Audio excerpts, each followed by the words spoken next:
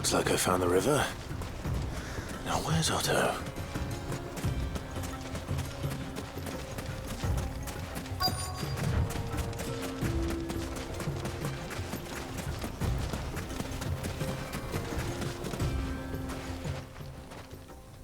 Otto, sorry I'm late. Oh, Clive. I had a quick scout about, and I reckon this area's our best bet. Seems Blackthorn's the only one who thinks smithing with his Stardust stuff's a good idea. It's just lying here, waiting for any old fool to fill his boots. But unlike any old fool, you thought to bring a wagon. Well spotted. Now get filling.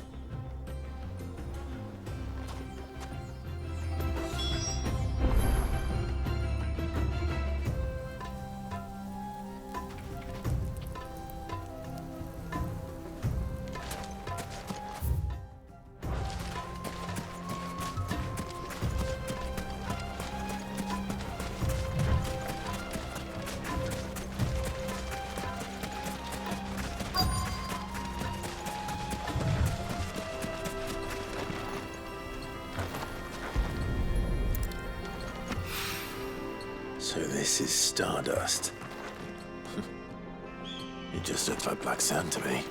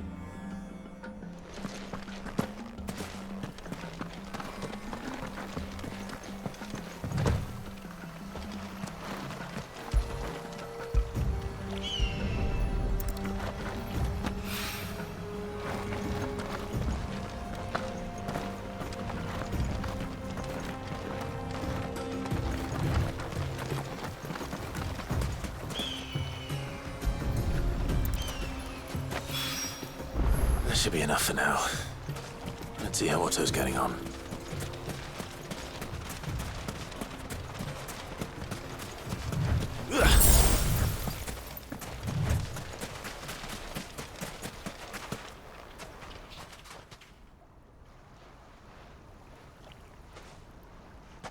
How much did you get? Enough. I hope.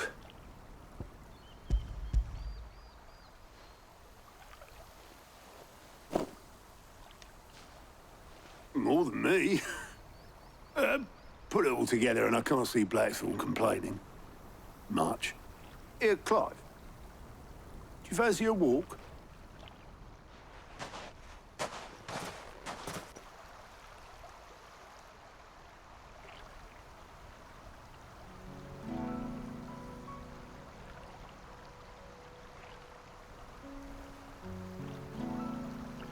Sid would be proud. Of what? Of you, you idiot. The way you've carried on what he started. When we first met, I had you down as a spoilt little puppy who enjoyed nothing more than biting the hand that fed you. 5 years on, you're the one doing the feeding. So thanks for proving me wrong. You weren't wrong. But I changed. Thanks to Sid. And thanks to you. When I suggested taking on his name, you were the first to back me. And if you hadn't, no one else would have. I couldn't have done any of this without you, Otto. Yo, give over. You're making me blush. All I did was choose hope over despair. I gave you a chance, yes, but you're the one who took it. You took a rabble of homeless, hopeless outcasts and put them back on their feet. Gave them something worth fighting for, just like the old Sid did.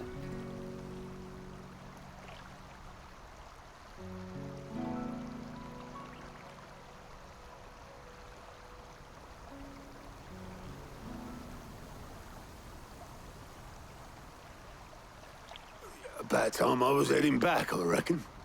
All this scrabbling about in the sand's taken its toll on the old pins. I'll see you back at the hideaway then. You can take a well-earned rest when you get there. Oh, I plan to. Believe you me. But I'll make sure Blackthorn gets his precious black sand before I put my feet up. He'll only moan otherwise.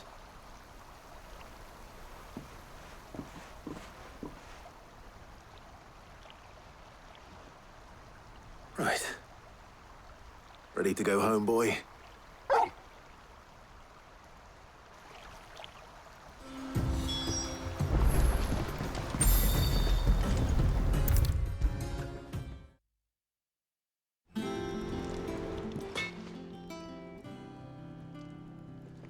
Blackthorn. Got everything you need? Yeah. Yeah, I do. Cheers for the stardust. Should be enough to be getting on with. Nice to get out and about for once. Let's do it again sometime, eh? I'll make a start on putting this thermal plating together then. It will take some time, mind. So if you've got other things to be getting on with, I could do without you breathing down my neck. Thank you, Blackthorn. I'll let Mid know construction's underway.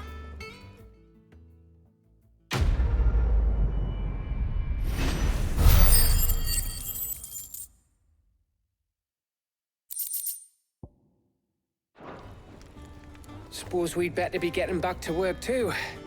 Give us a shout if you need anything.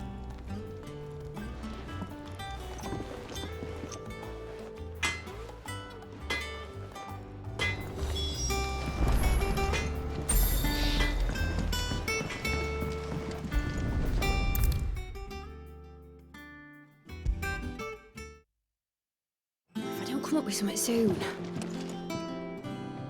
You'll be pleased to hear that Blackthorn's started work on the plating. Excellent. 1 down, 2 to go. So, what's next? The helm, of course. For this, we'll be repurposing fallen scrap. Salvage from the ruins? I thought that material was all but impossible to work. Ah, but we don't have to. I'm sorry. Just so happens there's one particular ruin that's broken into exactly the right shape and size pieces for what we need. What's the name back there? I'll give you all the details. What's her name? Right.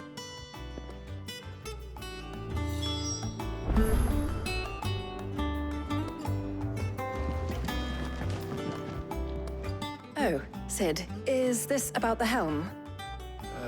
Yes. Mid said I should speak with you. I'll show you the plans then. Here you see the mithril engine, in which mithril is burned to generate heat. That heat is then harnessed to produce motive force. Excess heat is dealt with by means of the thermal displacement stack, which disperses it into the surrounding air. Now, were we to rely on thermal plating alone to achieve this effect, the rate of excess heat buildup would far exceed the displacement coefficient of the plating. In other words, the reactor would overheat and eventually explode. This is where the helm comes in. It connects to the plating, you see, and serves as a sort of thermal sink to absorb all that excess energy. Our experiments have shown that fallen ceramics are remarkably thermophilic. They can withstand and absorb levels of heat far above anything we are able to make today. And not only that, they're also waterproof and immune to rust, making them the perfect material for our protective hood. Why? If sea or rainwater were to enter the reactor proper, it would vaporize instantly. The forces produced would tear the ship from stern to... You can stop there. I understand. Mid said we might be able to use parts of a fallen ruin. Where would I find it? Ah, yes. It's in Lorbert's Pass, near Lostwing. The thing is, well, I probably should have arranged to have the pieces we need brought here sooner. You see, a certain unwanted visitor has taken up residence there. It's no longer a matter of just walking in and taking them. It's, going to be considerably more dangerous than that. I see. Then I suppose I'd better deal with this unwanted visitor for you. Would that help? Oh, very much. Thank you, Sid. I'll gather my team and head there right away. We'll meet you outside the ruins.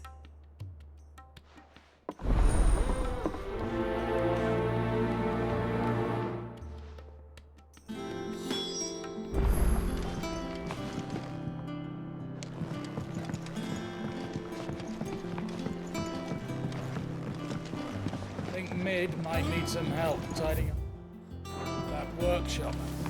I think Mid might need well-meaning souls.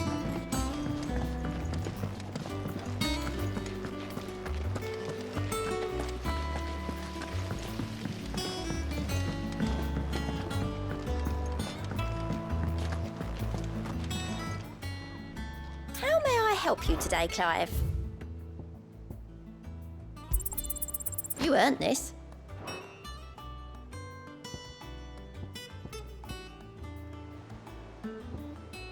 Sorry, but you're not quite there yet.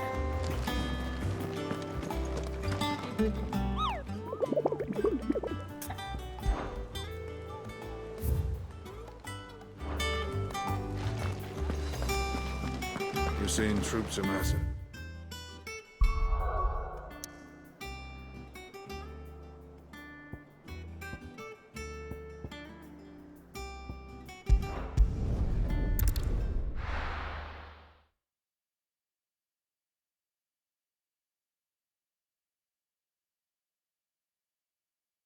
I'll be taking you all to a storehouse in the Bales.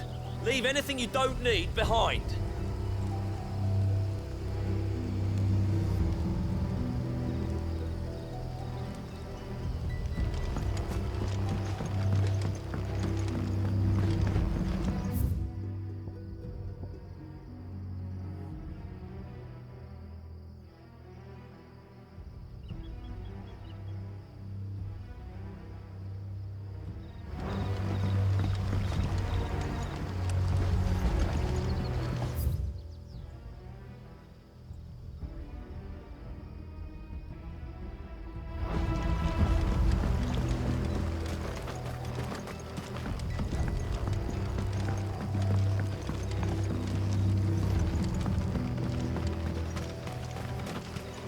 If you're ready, you leave at once.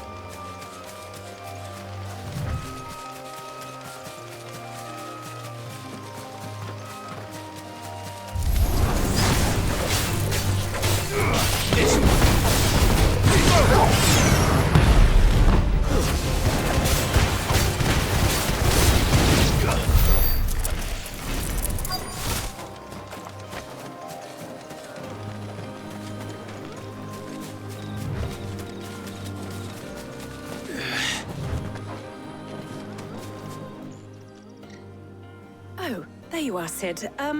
Thanks so much for coming. The, ruins are just over there, as is the creature I told you about, I'd imagine. Would you mind? Of course. I'll be right back.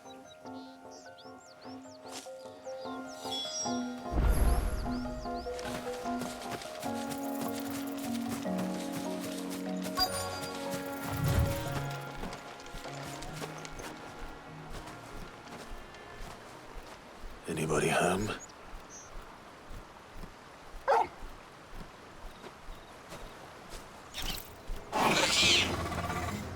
This must be our unwanted visitor. Time to go.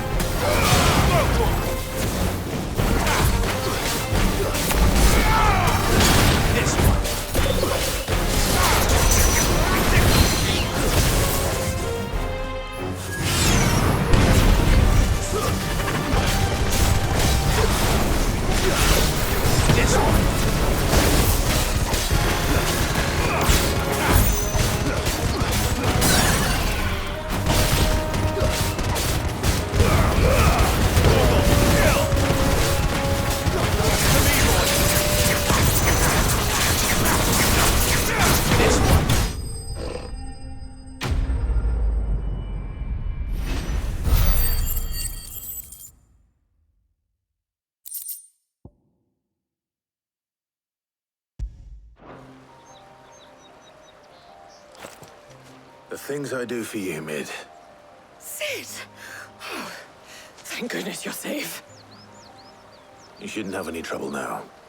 Indeed. Well, don't let us keep you. We'll, see that everything is transported safely back to the hideaway. All right. I'll let Mid know you're on your way.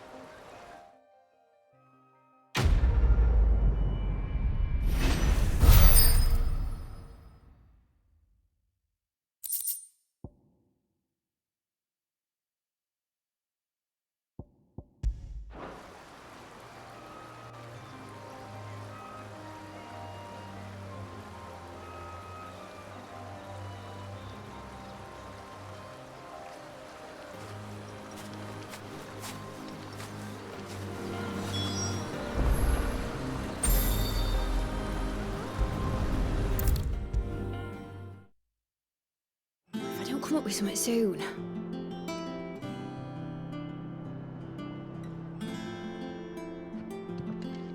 Mid. Helena has recovered the material for the helm. She'll be along shortly. Excellent. Another job well done. And just one remaining. Right. Right, the shielding. This one's a bit of a bugger. How so? The plating's enough to stop the engines going pop, but those things will still be spitting out enough fire to set the rest of the ship ablaze. Which is why you need proper shielding. A prison for the dragon's breath that's blazing away inside. I thought a triple thick layer of tempered steel might do it. Or more of the stuff that the Fallen use, but they'd both be too heavy. The helm and the plating are bulky enough as it is. Add any more weight and the whole ship would be at the bottom of the briny before we'd even started. I need something light.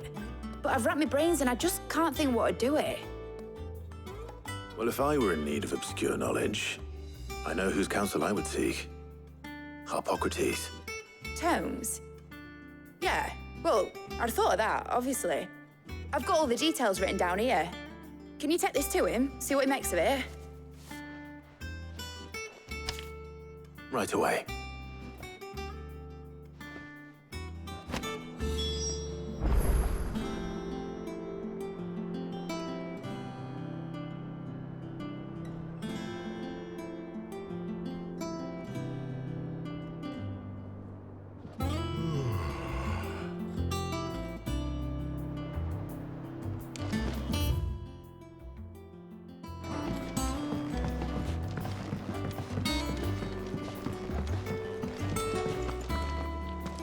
I think Mid might need some help tidying up. Editors started reading books that don't have any pictures in.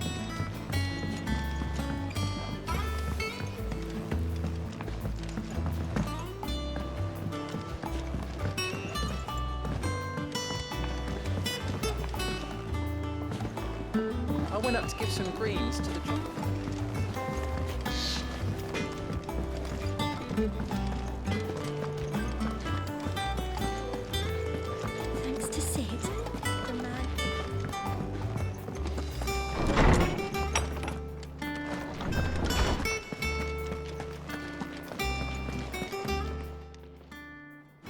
Hippocrates, do you have a moment?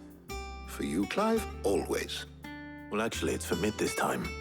Could you take a look at this?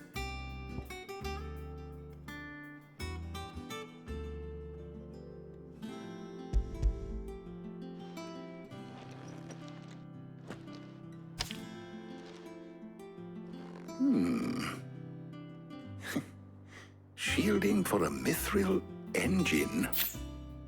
Whatever will that girl think of next? And what are these notes around the edges? She has some specific requirements for the materials. The shielding needs to be able to resist extreme heat on the inside, and yet remain cool enough on the outside not to set the ship alight, while also being light enough not to sink it. As you can imagine, she's struggling to find anything that meets her needs. I see. I wondered if you might know of a solution, or if you might be able to search the records for one. Perhaps it is not a different material she requires, but a different approach. What do you mean? Consider the lake we have made our home. Its blighted waters eat away far more quickly than fresh water or even brine, at timber and steel alike. And yet, we have made a home here from those very materials nonetheless. We have. But Bardolph must varnish every board twice over to keep it from rotting. And Obelus complains that without a constant supply of pitch. I see. Early Gregorian histories speak of a preparation known as moon dew. It is said to be able to resist even the most ferocious flames. Before the dragoons tamed the worms and wyverns of the realm, nobles would daub their castle walls with it in order to guard against dragon fire. So if we could recreate it... It might be applied to some material or other in order to provide the protection Mid requires. As to how best to apply it and to what material, perhaps Bardolph and Obelus might be of assistance. I shall speak to them and see what wisdom they might have to offer. If you would be so kind as to procure the necessary ingredients, I shall discuss the specifics of how it might be most effectively put to use with our two friends. The knowledge of the past may yet prove useful to we of the modern era. Thank you, Hippocrates. And since you're asking others to help you, perhaps I should too.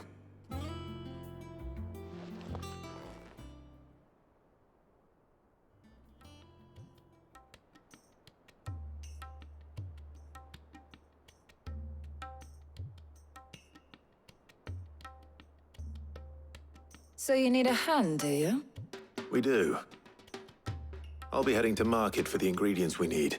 I could do with some help. And some company, too. The other can assist me in researching how best to prepare the shielding itself. Can we count on your aid? Always. Well, if Jill's game. Thank you. I am sure either of these fine young minds would prove indispensable in my research. I leave the decision as to who will go with whom in your capable hands, Clive.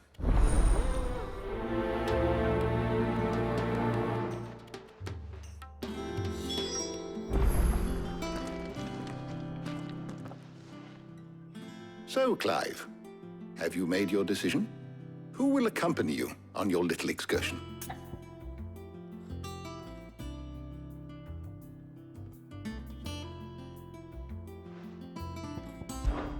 Take your time. Shielding that guards against even the most ferocious flames. We could have done with some of that, I'm just.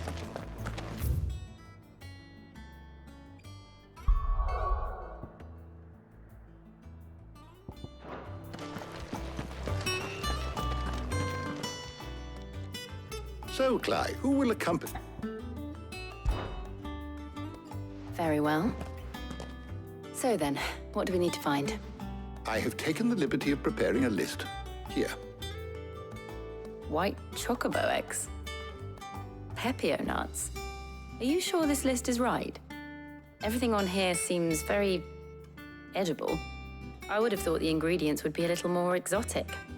Though these items may seem mundane, they have potent effects that are rarely exploited, effects for which they were once highly prized. So much so, in fact, that they were harvested almost to extinction, hence moon dews having fallen from favor. Now, of course, they can be obtained with ease. You should be able to find everything you need at the market in Northreach. Is that so? I've been meaning to visit Northreach anyway. I'll set out now. Join me there when you're ready. I will.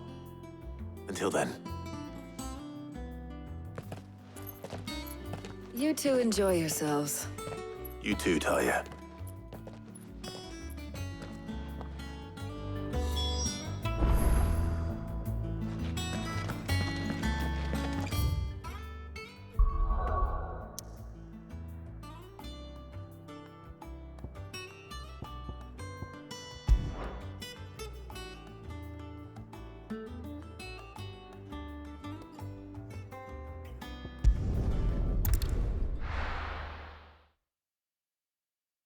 Now, where's Jill?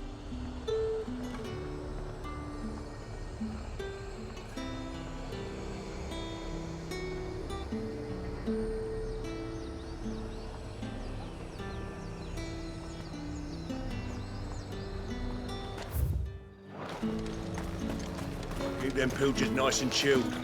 I won't have you. Are those Pepio nuts? I can never tell. How goes the hunt for ingredients? I've only just started. I'm sure everything we need is somewhere amongst all these stalls, though. Why don't we split up and see? We'll take a couple of ingredients each. All right. What am I looking for? How about you look for the Pepio nuts and some garlic? I'll find the other things we need. We can meet by the gate when we're finished.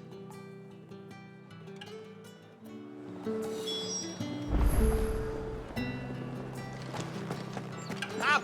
You'll not find a bruised pippin in the... Fresh cuts! Come and get them before...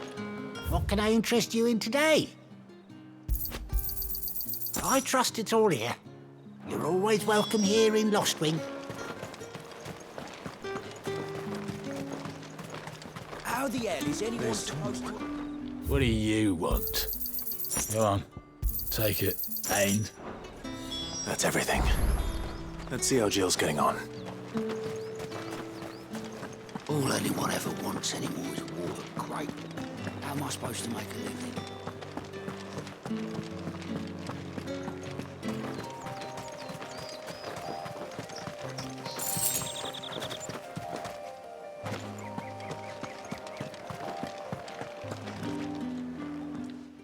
Did you find everything? I did. Here.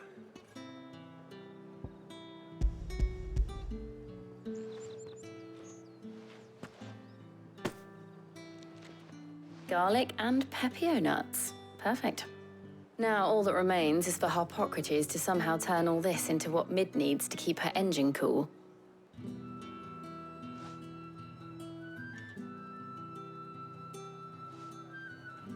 But before we head back, would you walk with me a while?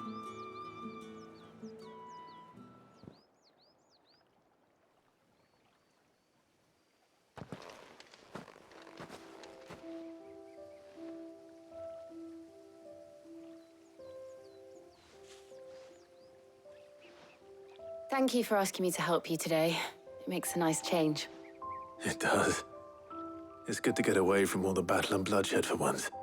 Just being here reminds me of when we were children. Do you remember? Walking down Market Street in Rosalith, taking in the sights and smells. How could I forget? What with Torgal's antics. Remember how his nose would prick up at the scent of sausages? He'd go racing away and we'd have to go running after him. We wouldn't catch you now, would we, boy? Was there anything you wanted to buy for yourself while we're here? There was, yes. Well, sort of. Molly in the kitchens told me about a place that sells particularly good pies. Thought you might like to share one with me. I would. Thank you. And I saw some bread.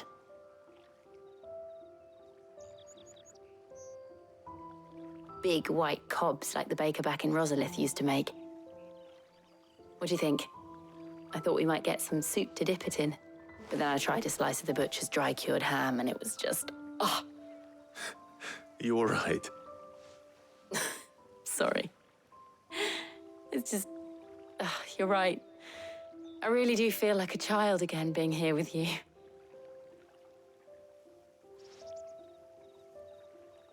Clive. Is it wrong of me to enjoy this? No, Jill. This is how life should be. And it's how our lives will be when our work is finally done. When we can live on our own terms. I hope so. Thank you, Clive.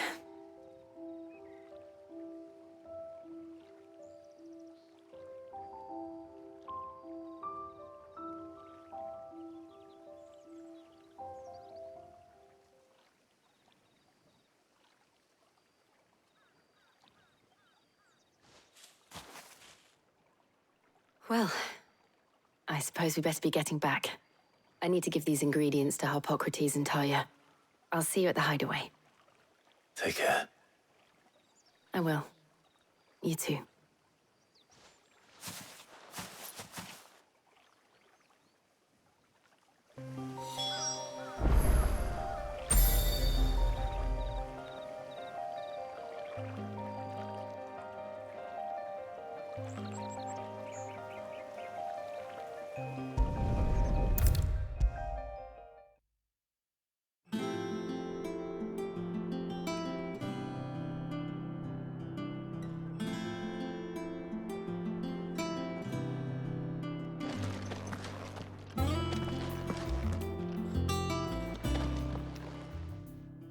How's work on the shielding progressing, Harpocrates? Well, very well indeed. And thanks in no small part to your kind assistance. I was just explaining to Talia how we might best go about preparing the moon dew. And now that we have all the ingredients, we may begin. You can count on me. I've mixed more than a few mysterious concoctions in my time. I'm sure you have. What about the shielding itself? Work is underway, under the watchful eyes of Bardolph and Obolus. Apparently, it'll be ready soon. Thank you. All of you. Right then. Jill, would you join me in the infirmary? Many hands make light work and all that. Of course.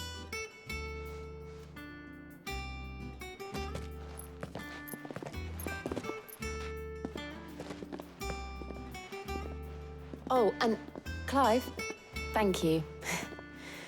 It was nice just being with you.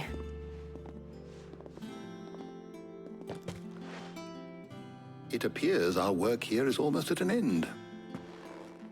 A shame. I was enjoying playing the man of action for once. When both the shielding and the moon dew are ready, it will merely be a matter of applying the one to the other. Followed by a rigorous process of testing and retesting, of course. Perhaps someone ought to warn young Mid of that. Leave it to me. Thank you, Harpocrates.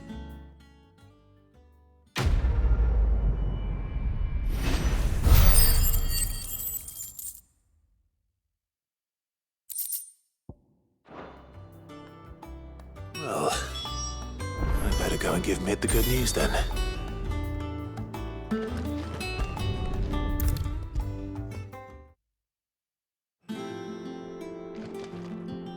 Sorry to keep you waiting, Mid, but you'll be pleased to know that work on the shielding is underway. You found something for it? In a manner of speaking, Harpocrates knew of a substance that's highly resistant to heat, a coating that should provide the protection you need. He's supervising the construction and testing of the shielding as we speak. Brilliant! I knew you wouldn't let me down. Don't thank me. I'm just the errand boy. Right then, better start working out how to bolt all these bits together. To the Black Hammer!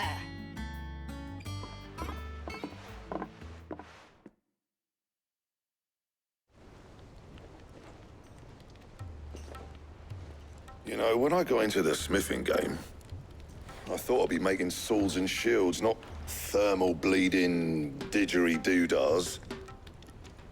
Displacement stacks. Same difference. Whatever you call it, I ain't putting it together in here. It's cramped enough as it is. Let's take this outside. Mid, you get all the parts lined up on the deck. I'll take care of the rest. On my way. Oh, and bring me the biggest hammer you can find. This is gonna require some precision walloping.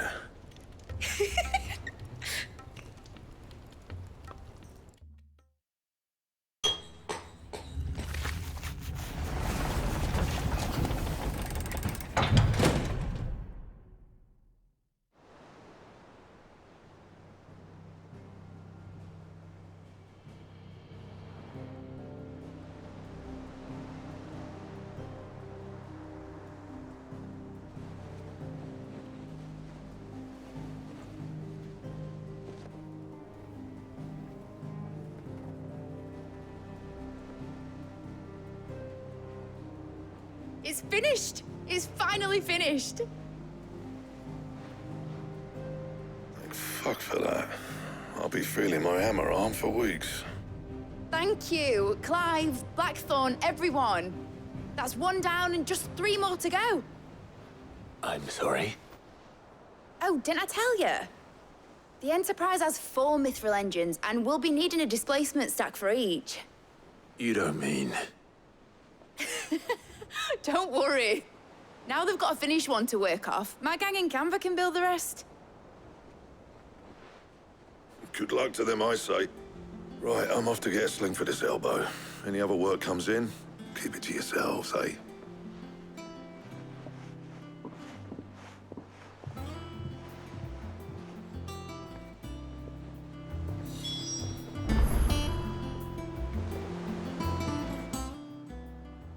What's the matter? Nothing. Just daydreaming. Thinking about the Enterprise sailing off over the horizon to shores unknown, searching for a land untouched by the Blight, just like me and my dad planned. So if the worst came to the worst and every scrap of soil in the Twins turned black, we might still have a chance. That's what she was meant to be. You see, one last chance just in case we needed it. But now she's so close to being finished, I've realized I don't want her to be that. I don't want her to be just a lifeboat for us to cling to if things get desperate. I want people to sail aboard her by choice, not from the lack of it. In a world where we're not just trying to survive, but where we can actually live. I'm working on that. And I'll do everything I can to get you what you want. Don't you always? All right. My mind's made up. As soon as the Enterprise is fit to sail, I'm putting her under your command. Sod our plans, I'm trusting in yours. Are you sure about this? Something tells me it's what my dad would have wanted. He'd be proud of you. You were gonna visit his grave, weren't you? I was. And you can come too, now that your little project is finished. Right. There's just one thing I need to finish up first. Won't be a mo. All right. I'll let Otto know you're coming. Meet us in the mess when you're ready. Aye, aye, Captain.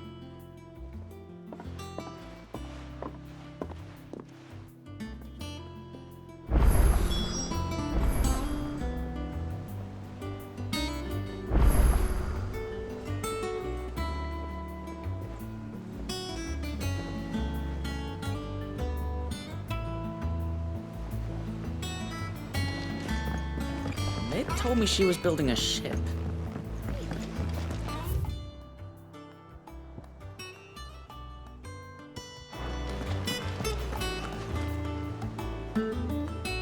All right, Clive. Asterix. Mid finished sending half the hideaway traipsing across the Twins, has she? I swear, that girl'd do anything to put off visiting her old dad's grave. No excuses now, though, eh? Not quite. She said there was one final thing she had to take care of. I'm sure she'll be finished soon enough. She said that? In those words? She did, yes. Clive? Were you born yesterday or something? There is no thing. She'll probably be halfway to Canva by now. Mid. I might still be able to catch her.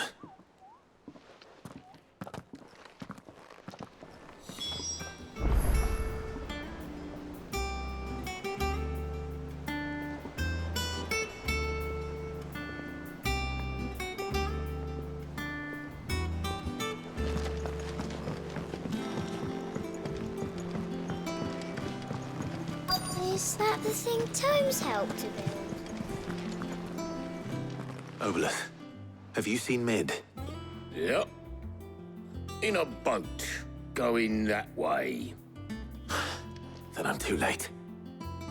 Oh, you in a hurry and all, are you? Oh, I offered to take her across, but she wouldn't wait. Just paid for a dinghy and rowed off. Oars going like the clappers. Got some life in her, ain't she? But anyway, I was on my way up to see you, as it happens. Got a letter for you. Urgent, by the sound of it. One of your uncle's men said I was to hand it to you in person, post-bleeding haste. And you're here now. Thank you, Obolus. Don't mention it. What tidings, Uncle?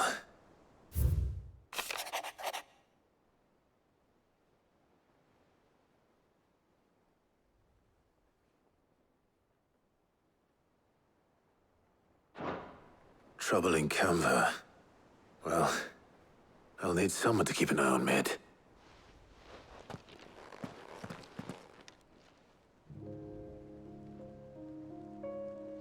So what? Mid got us to do all the dirty work and then just sailed off into the sunset? It, seems that way. Well, nothing we can do about it now. But next time you plan on visiting Sid, you might want to tie her to something before you suggest it. Ah, don't be so hard on her.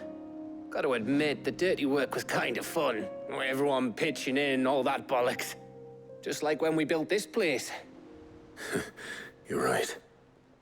Anyway, we all set to head to the old hideaway. I could do with getting to Canva pretty sharpish. Wouldn't do to keep Lord Rosfield of the Seven High Houses waiting now, would it? Not after he asked for me personally. Gav will be leaving with me. Will you mind the place while we're gone? You can count on me. Just be sure to give Sid and the others my regards. All right. Oh, by the way, Jill will be joining us too. She's got some things to take care of, but she'll meet us there. I hope she's telling the truth at least.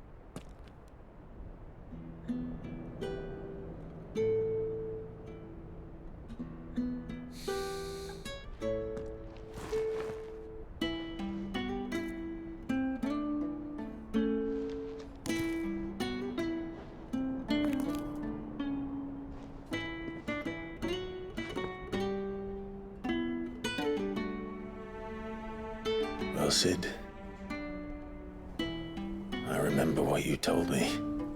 That if no one is listening to what you have to say, you may as well not say it.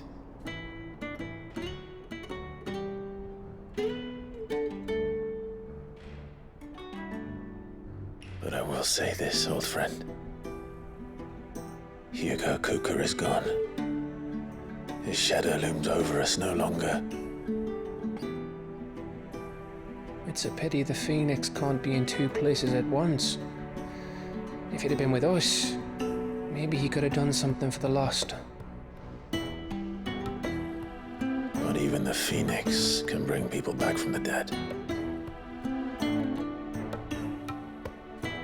Life has a beginning and an end. So we must live while we have the chance. And not as slaves to the crystals, but as free men. May we join you?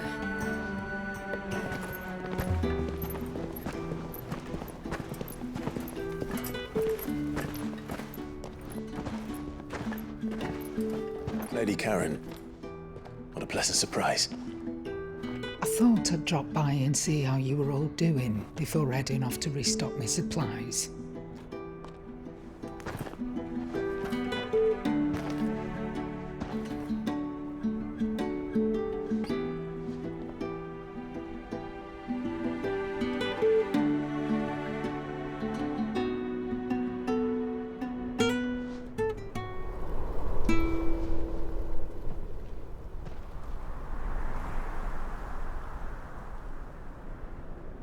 It wasn't the most scenic view back then, but it were never as bad as this.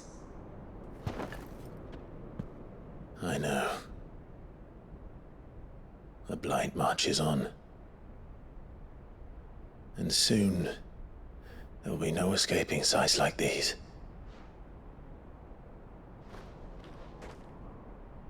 So our mission remains unchanged. We cannot stop until every Mother Crystal is gone, and their thirst for ether with them. The only one that remains in Storm is Drake's tail in the Crystalline Dominion. Our next target. We're going to Twinside. It's the capital of the Empire these days. I wouldn't like to think how tightly guarded they've got the place. Not that that'll stop you, but we do well to scout it out before you go charging in. We would indeed. If you're off to the Dominion, you can take this great lump with you. Goods. Oh, I am sorry. Have you forgotten you're the most wanted man in the Twins? I thought you might like to disguise yourselves as the attendants of a travelling trader, assuming you've no better ideas. You wanted to buy yourself some tools, didn't you? Well, now's your chance. You're letting me go with them? Oh, thanks, Nan. Stop that! You'll break me bones, you great galoot.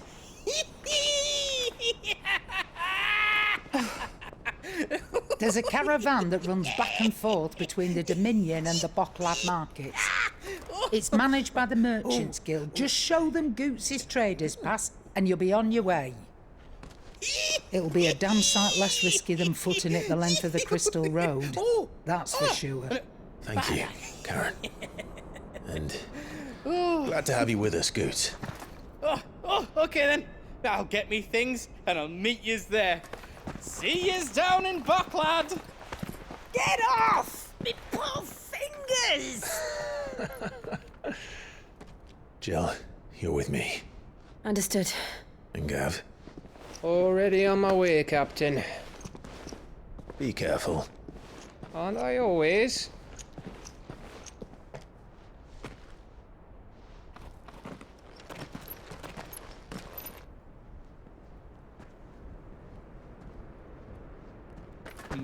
Do you see that, Sid? Your protege's making a proper little outlaw of himself.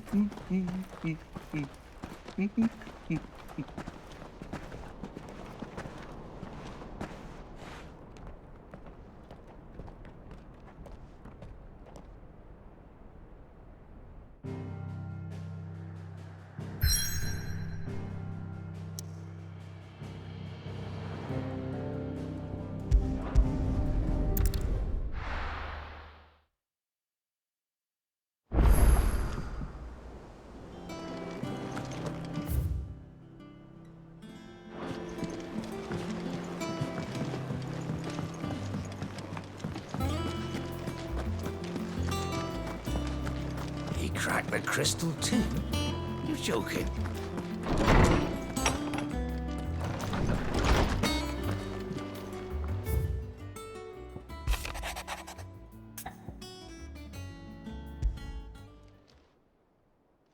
Hopefully it's nothing. But I should speak to Blackthorn just in case.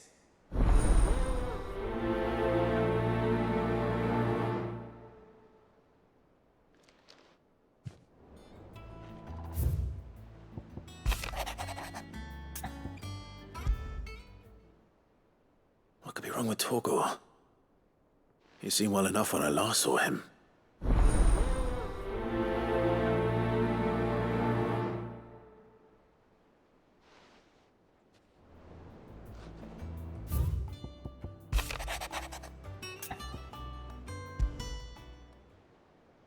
Trouble with the ledgers. Shouldn't he be asking Otto for help?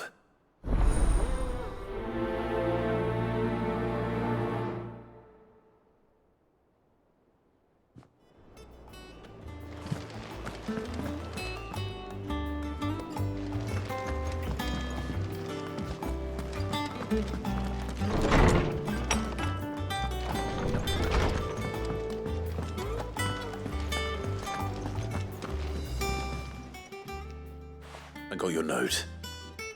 You think something's wrong with Torgal? So you can read. Congratulations. But I didn't say I were wrong with him. I said something weren't right. He's not been eating me treats. He used to love cracking the bones from Molly's boiled brown, but now he won't so much as look at them. Didn't like him. Which is why I'm of a mind that his mind's on something else. You've not been working him too hard, have you? No harder than usual. Is that it, boy? Do you need a rest? What was it you said he was? A frost wolf? That's what the lawsman seems to think. Then maybe this all has something to do with whatever it is that's woken inside him. I suppose things have been different since Rosalith. Perhaps Hippocrates knows something. Instead of everything, you mean? Perhaps.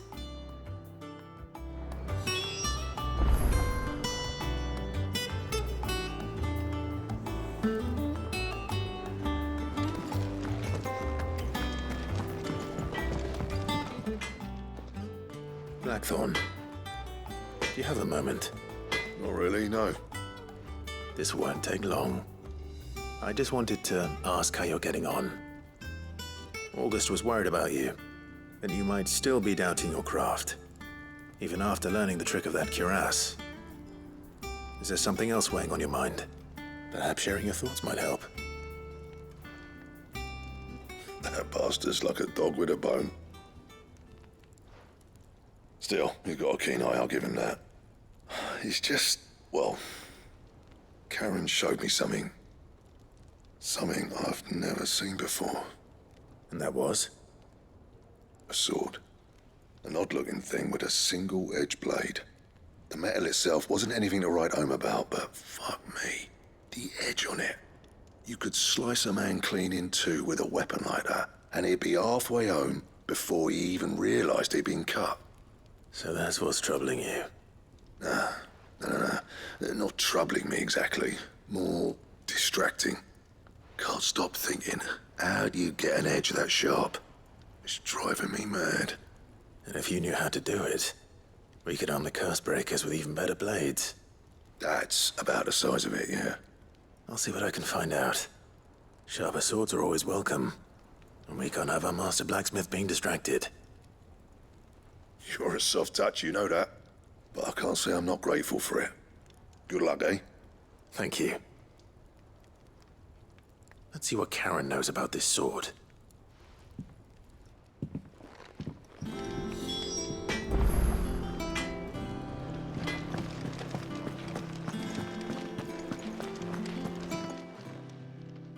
You're looking well, Karen.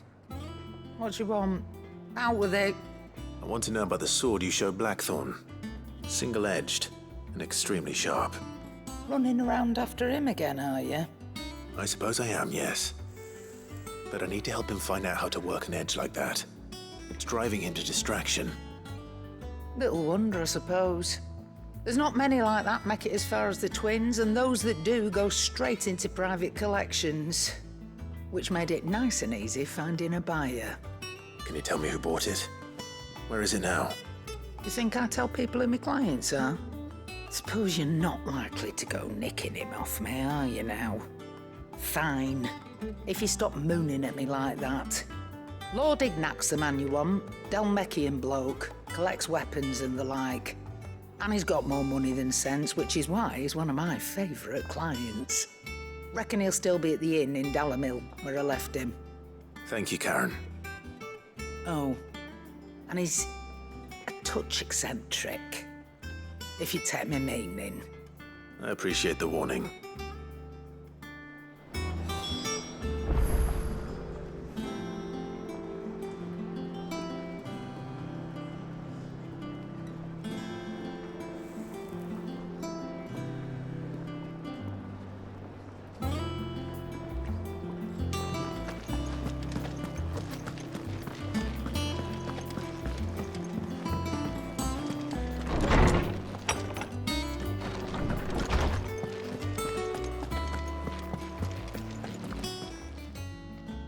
Lawsman, I need to ask you about Torgal. Something's not right with him. He isn't ill, is he? I don't think so. But according to Lady Karen, he seems to have lost his appetite, which is certainly a new development. She says he's hardly been touching his bones of late, and she believes it may have something to do with what happened at Rosalith Castle. I rather think she might be right, though not about his appetite.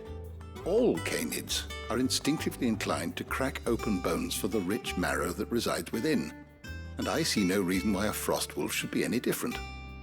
Accordingly, I suspect it is not a lack of appetite that afflicts Torgal, but a surfeit of it. If we assume that his newfound magics require additional nourishment to sustain, it may well be that the bones Lady Karen is accustomed to providing are no longer sufficient. Frostwolves, after all, habitually prey upon far larger animals, whose bones may yield altogether different nutrients.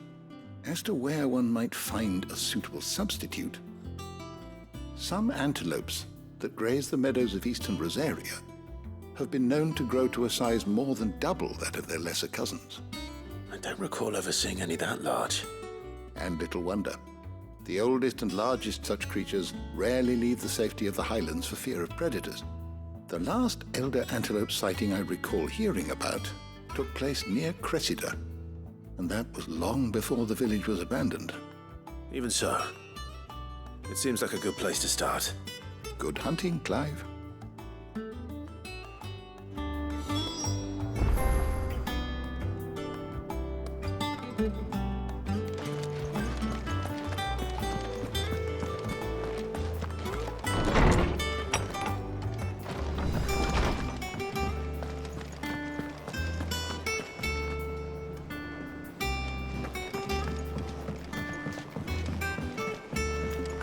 Where Sid gets the energy.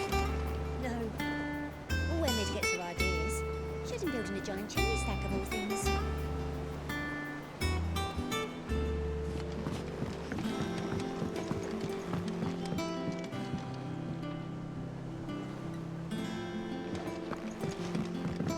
Mid told me she was building a ship.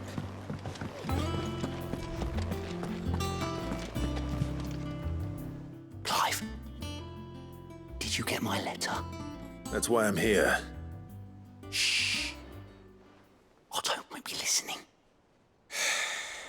Is this better?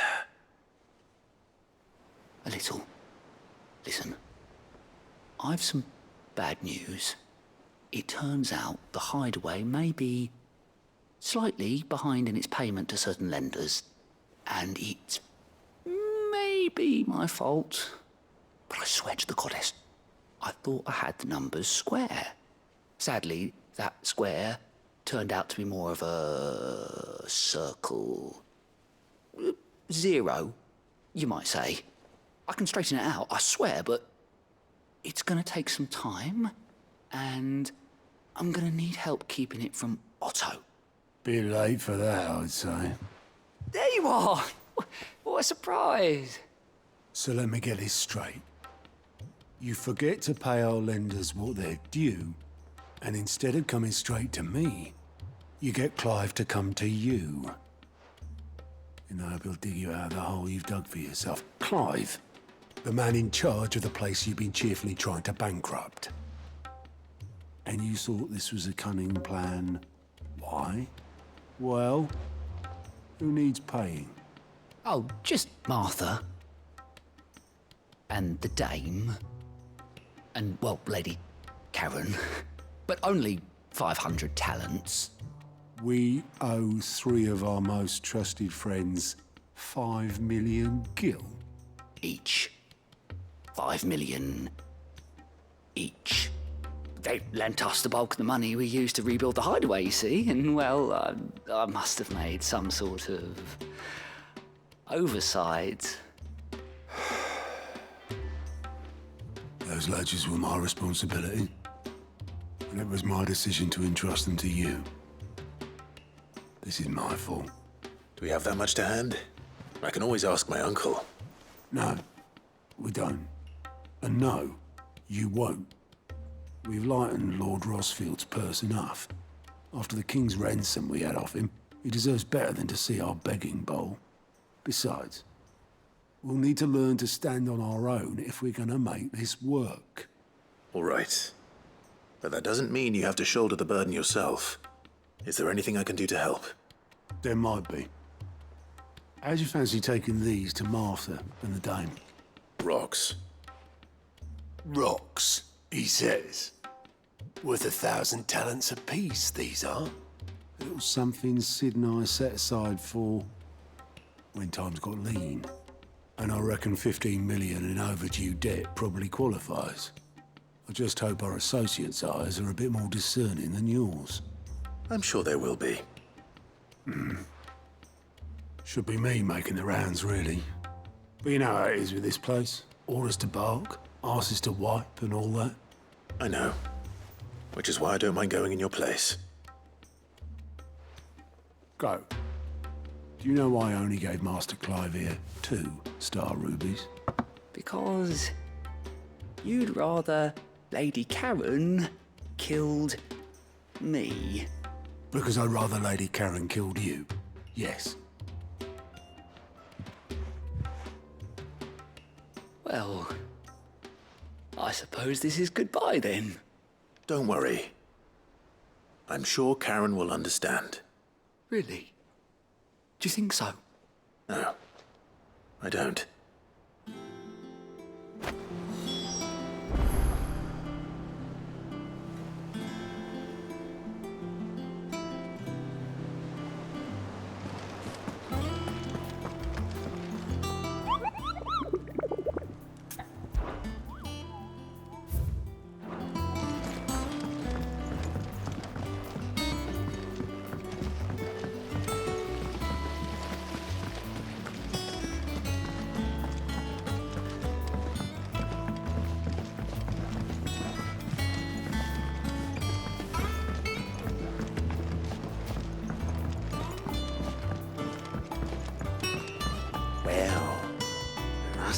Here, Sid. Reckon you might be just the man to help me out of a bit of bother, if you've a mind to. Let's hear it. Well, it's about this alembic the chief's got me making. Lovely bit of kit it is. Bung in a solution you want splitting, and it will separate it out, just like that. Problem is, it won't always get rid of all the impurities. And with some of the stuff we need it for, that ain't good enough. Which is why I've been looking for something to filter the liquid we'll be cooking off. And that's where I was hoping you could help me out. I imagine Ty could get some use out of this alembic too. Distilling medicines and the like. All right. Why not? Proper job! So what exactly do you need for this filter? Nothing but bomb ash'll do, says the chief. Gave me a sample she'd obtained from the university stores.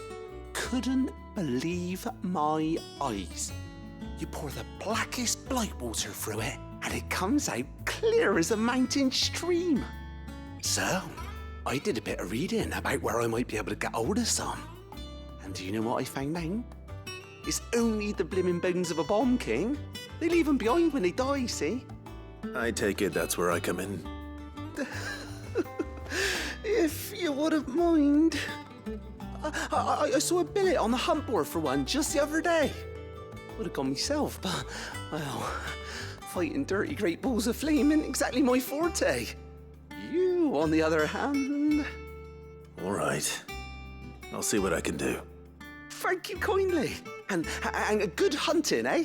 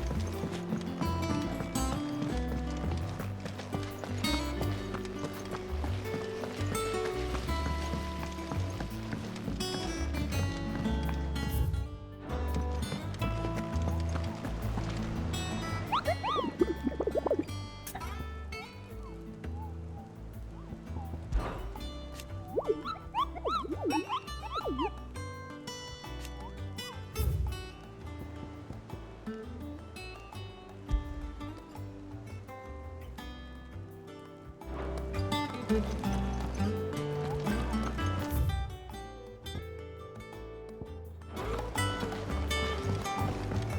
told me she was building a ship. Really?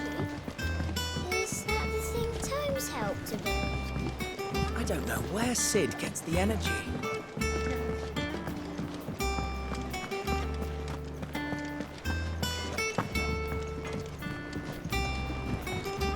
What do you need?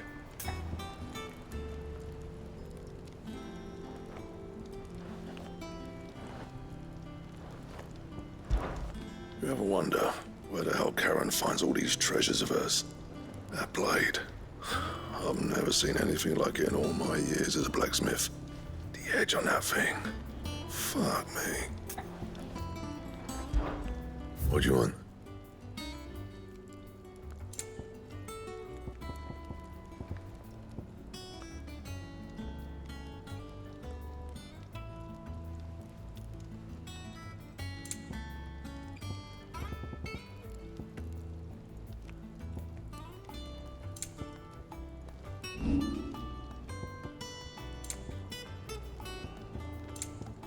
That it?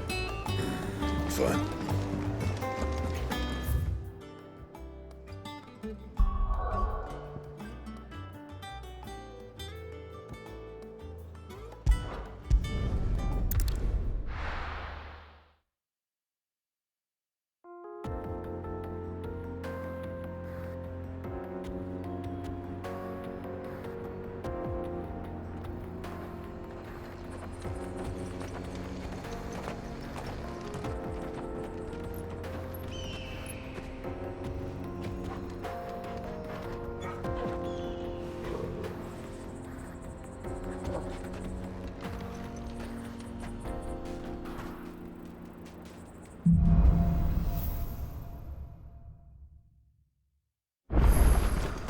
How are you feeling? Better. Thanks to Talia. I'm glad to hear it. And Torgal helped too. Didn't you, boy?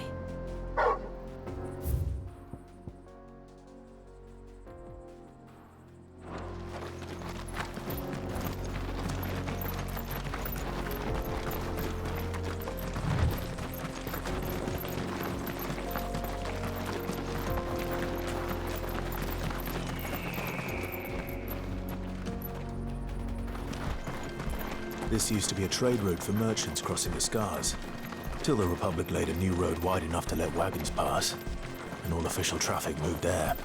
Leaving this one for those living outside the law. Indeed. I doubt we'll be the only outlaws on the trail today.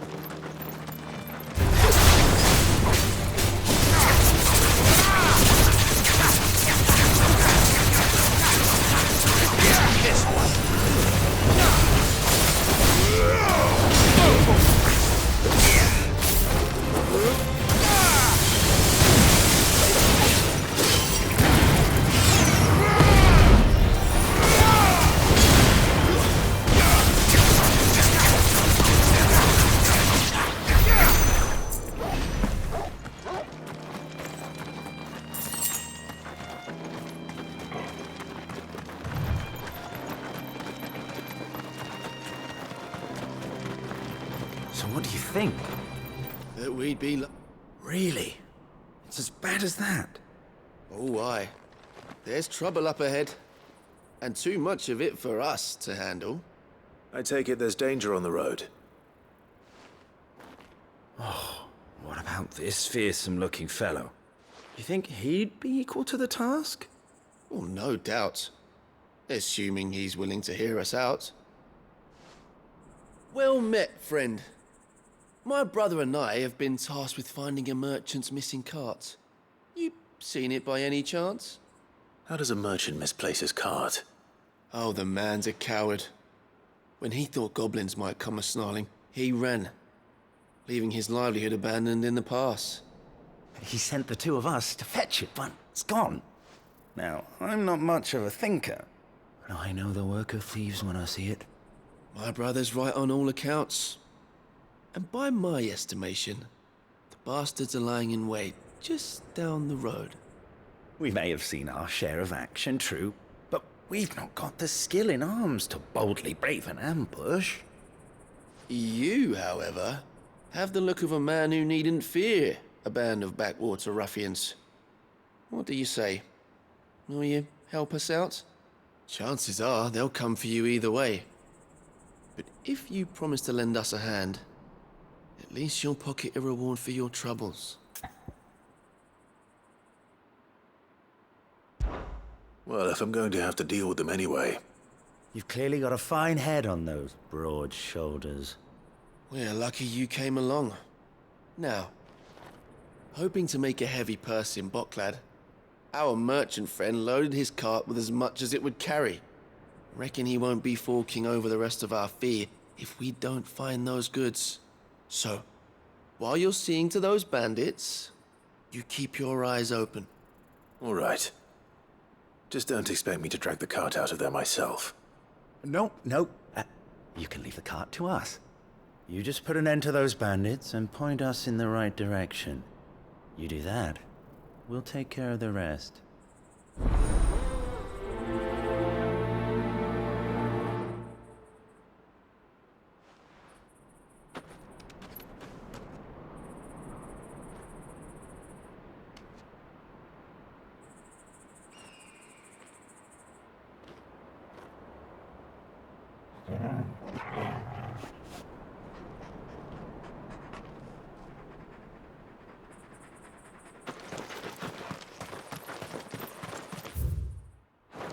I'm not sure I trust those two. But if there are bandits lying in wait, I should probably take care of them. Look lively, you lot. We've got guests. These must be our bandits.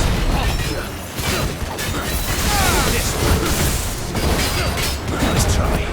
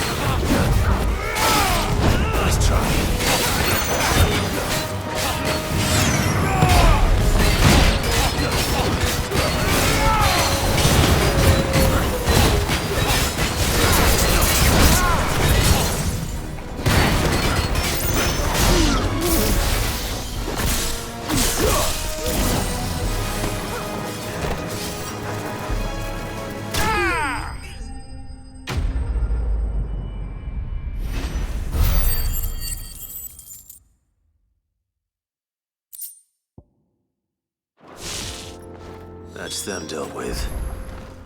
Now, where's that cart?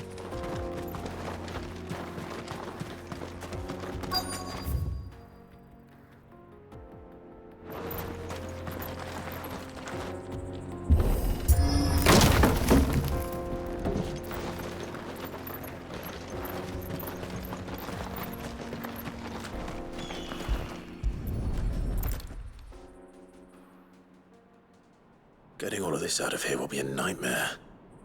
Seems we've found ourselves the right man for the job, wouldn't you say? Found the cart and didn't leave a single bastard breathing. Our merchant friend will be delighted. And how exactly will he be getting his goods out of here? You leave that to us. After all, it'd be wrong to make such a fine warrior haul cabbages to market. You've done your part. And that's all you need to worry about. Here.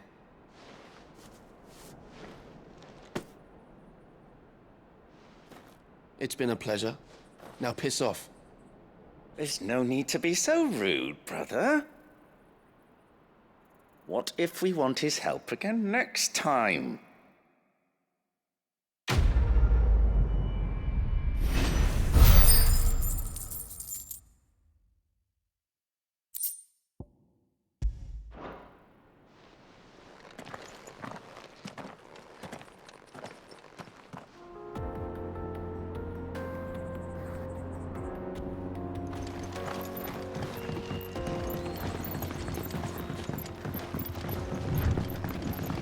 I see the Dalmex lag behind Rosaria when it comes to bridge building.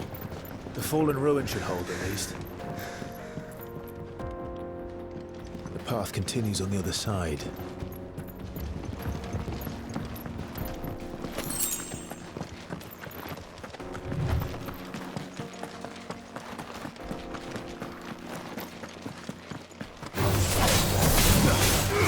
Get him!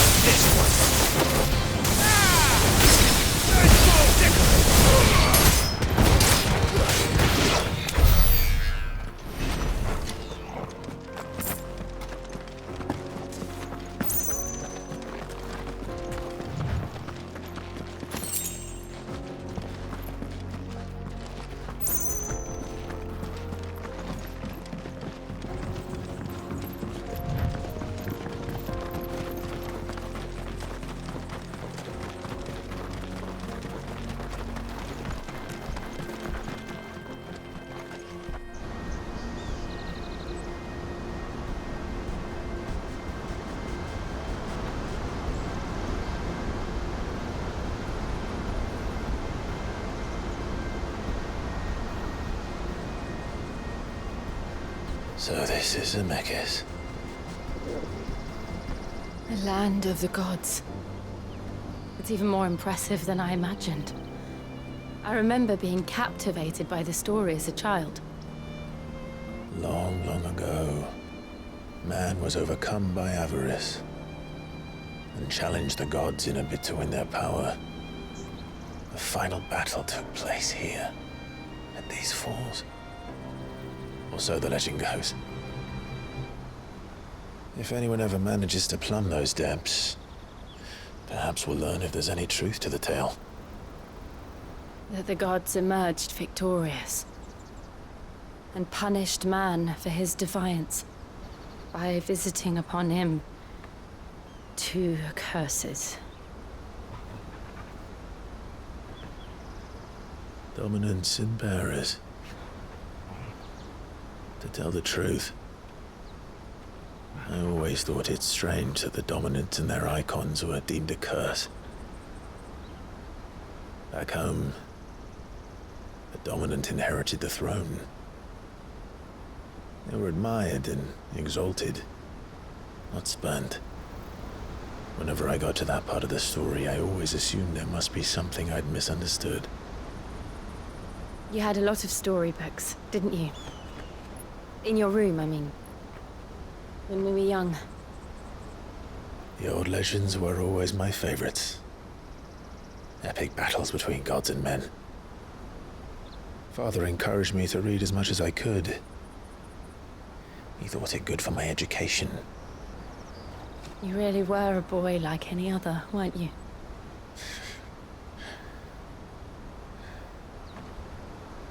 Just look at this place. It's enough to make you believe the legends are true. I know.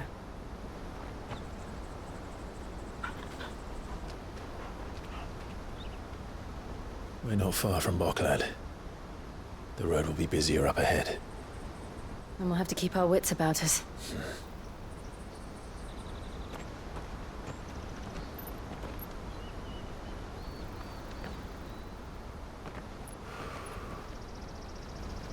Clive? Something wrong? Nothing. It's nothing.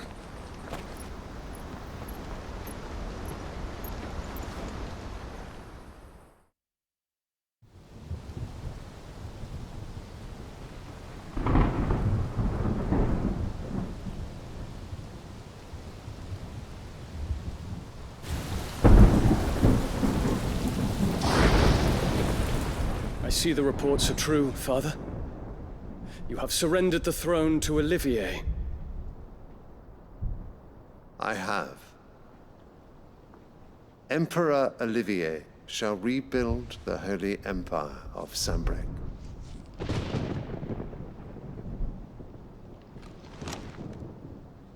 How is he to rule an empire? He is but a boy.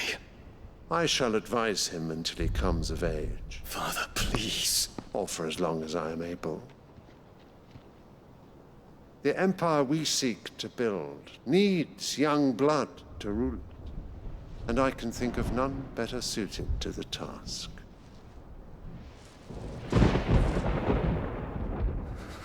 There is other news, Dion.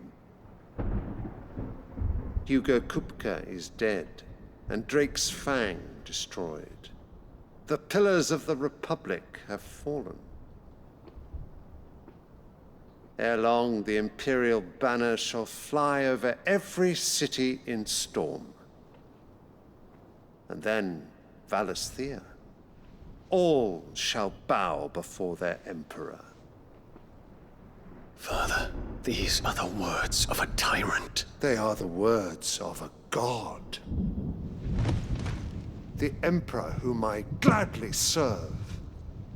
Great Grieger, made flesh.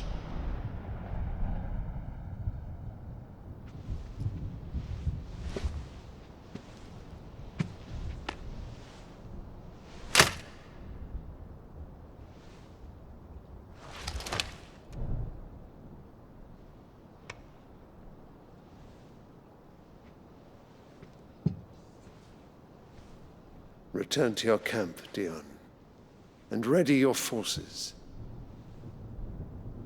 It is time to show the world the true power of Sambrec. Father. I find you much changed. Is this truly the path you wish to tread? Or are these the ambitions of another? Of Ultima, perhaps? What nonsense is this? I speak my mind, and my mind only. Though I do owe Annabella thanks for reminding me of certain truths regarding the nature of nations, of rulers, and of the divine. You would trust the words of this traitress? She betrayed her country. She slew her husband. You have ever been an invaluable servant to Sambrec, Prince Dion. I trust you will continue to serve your Emperor in the wars to come. Canker! Silence! Insolent wretch! You will bend the knee. All else is heresy. Sire, forgive me. This audience is over. Come, your Radiance. The Rowena Syndicate awaits your pleasure. Oh, not another meeting with silly old men. They're so boring. I'm hungry, Father. Can't we have luncheon instead?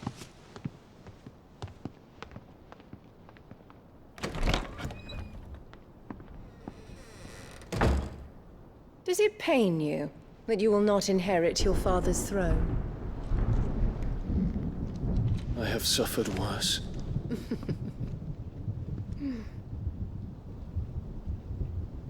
Count your blessings, Dion. For a base-born child to be chosen by Bahamut is miracle enough. You have risen high on his wings, but you shall rise no higher, lest your impure blood stain the throne. What do you know of my blood?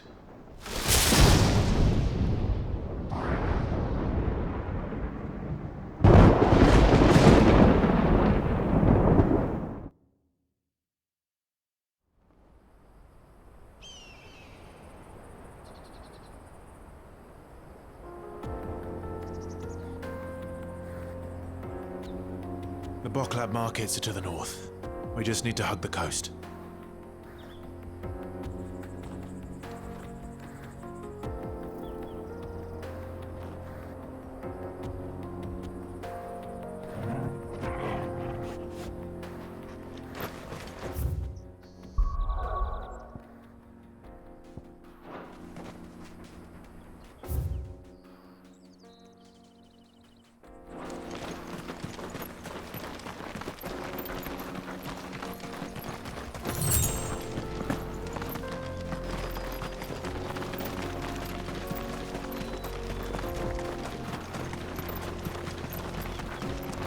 Infiltrating the Dominion won't be easy with the Imperials on high alert.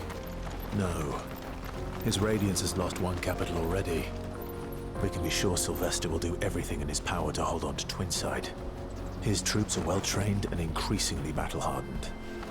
But it's not as if we can wait for the siege to end. Company.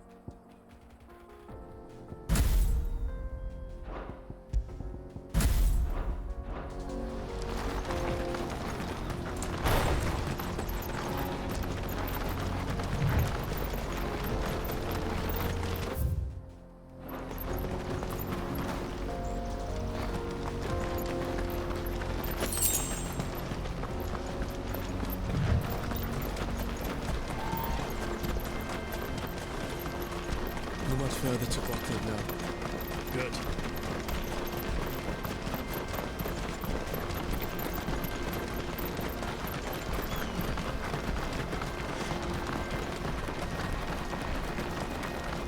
More refugees. And they're all making for the crystalline Dominion. Because they don't know how to live without the crystal's blessing.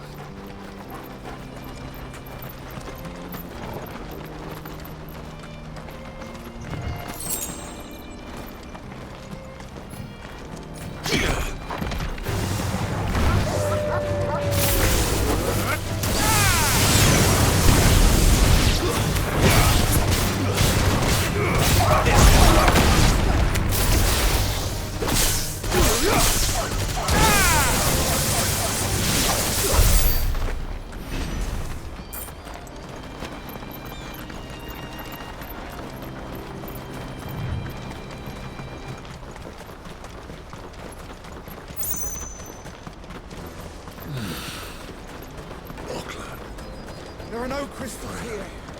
This is where we're supposed to meet Goots, isn't it? That's right. He said he'd wait for us here after replenishing his supplies. I dare say he'll have finished by now.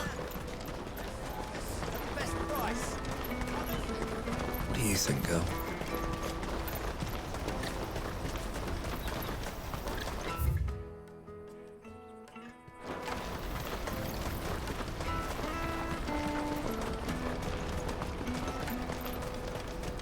This is everything. It must be transported. Let me carry your goods. I'm cheap. Out of my sight.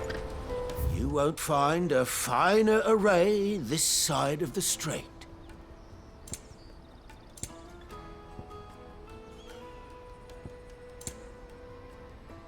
Farewell.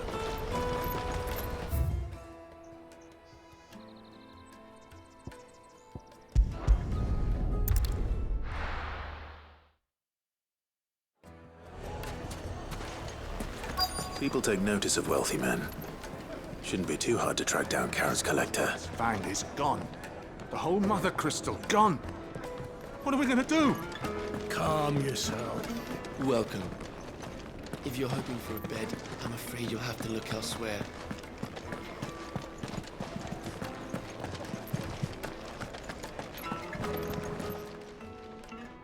My reputation will be ruined. Ruined! Calm yourself, Lord Ignac, I beg of you, before you do yourself a mischief. Pardon the intrusion, but... Out! Get out! I paid for these rooms so I wouldn't be disturbed. Leave me be! Please, allow me to apologize. His lordship is going through a difficult time, and he's never been fond of guests arriving unannounced. Radim! Get rid of the filthy oaf this instant! Very good, Lord Ignac. Would you mind stepping outside for a moment?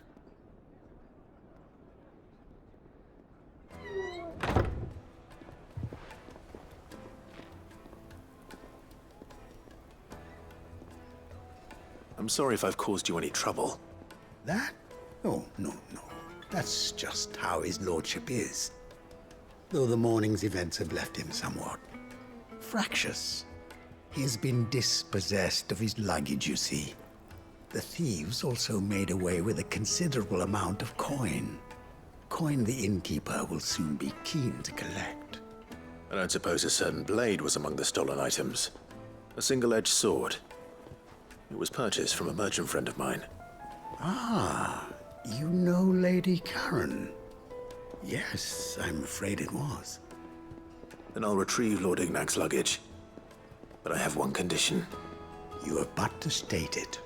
You are welcome to anything that is within my power to grant. I want an audience with Lord Ignac. A few minutes should be enough. Then I'll be on my way. A condition I would be a fool to refuse. Of course, you shall have your audience. I don't suppose you saw where the thieves went. I did not, no. Though some discreet inquiries made on his lordship's behalf mean that I know where you might find them. The bandit's bed. Every ill-gotten coin in Dalamil is said to pass through that disreputable corner of the Valcroy. And that's where I'm heading. I shall speak to Lord Ignac in your absence, and arrange for an audience upon your triumphant return. That will be very kind of you. Farewell, and best of luck.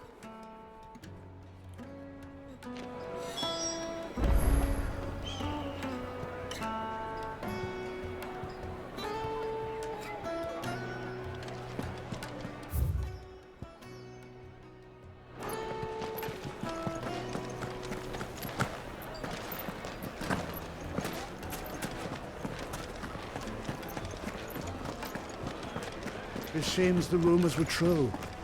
Drake's fang has been destroyed. It's only a matter of time before the town goes to rack and ruin too.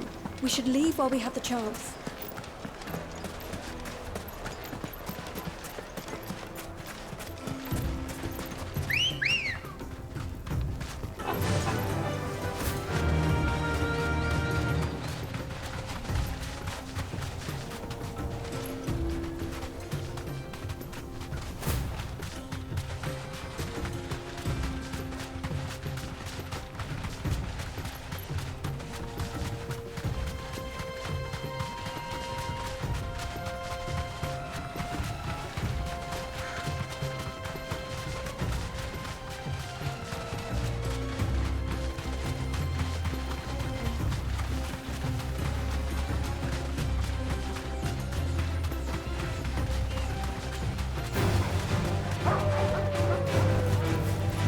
girl.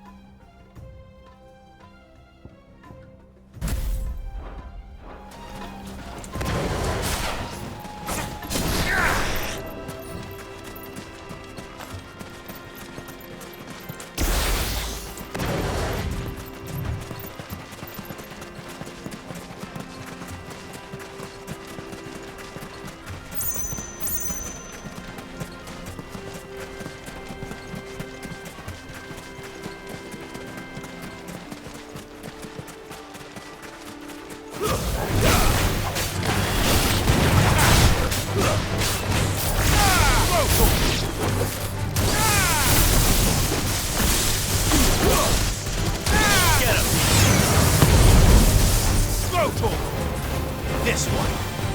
Go for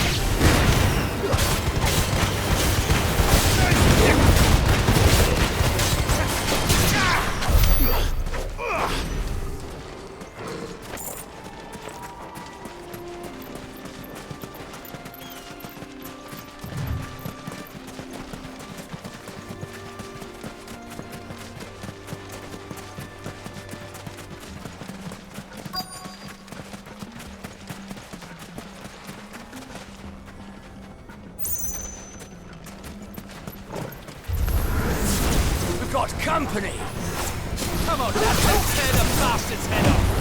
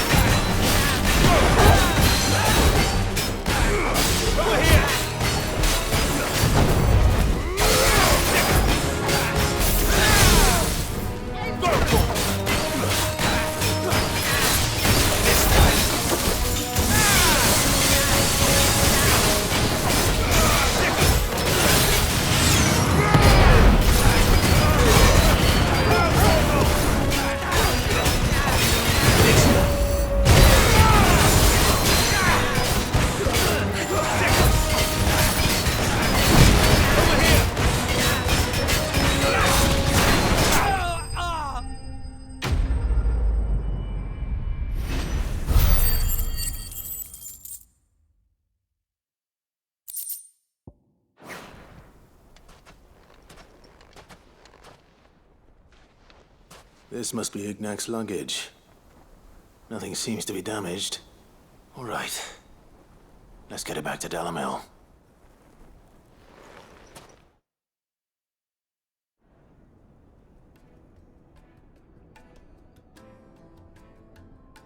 I hear I have you to thank for the return of my effects.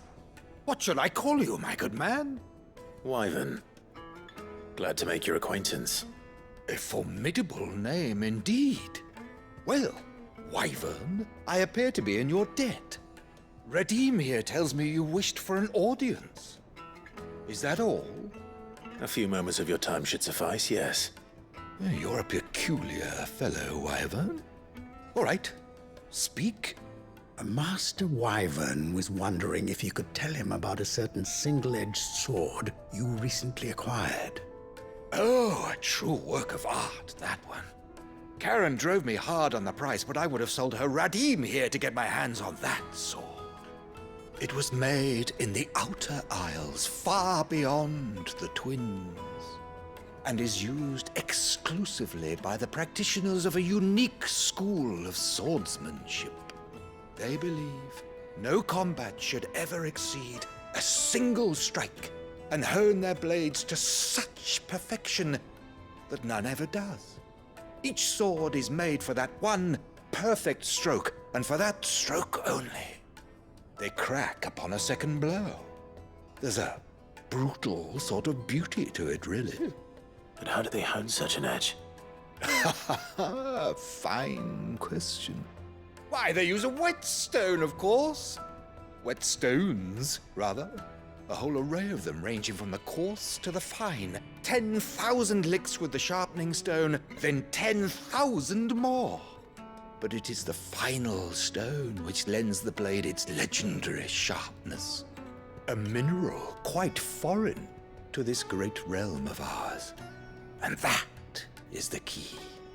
The secret ingredient. Wyvern, it occurs to me that my little lecture is hardly equal to services rendered. Take this, together with my regards. The very stone of which I spoke, far rarer among collectors than even the blade itself, and a far more fitting payment. Thank you. Pardon the intrusion, my lordship. However, it is long past time we prepared ourselves to depart. So it is. I am locked in bitter competition with a rival collector of curiosities. I am one step ahead of the unscrupulous scoundrel, but he is hard at my heels. And there are many other collectors out there. Too many to count, but only one do I consider my nemesis. Lord Byron Rosfield. And is a perennial thorn in my side. I can imagine. Farewell, Wyvern. May our paths cross again. Radim, we mustn't dawdle.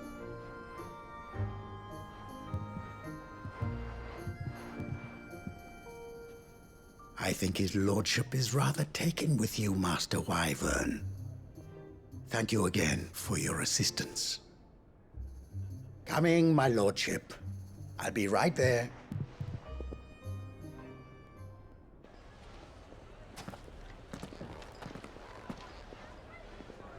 Trust Uncle Byron to find such an interesting rival.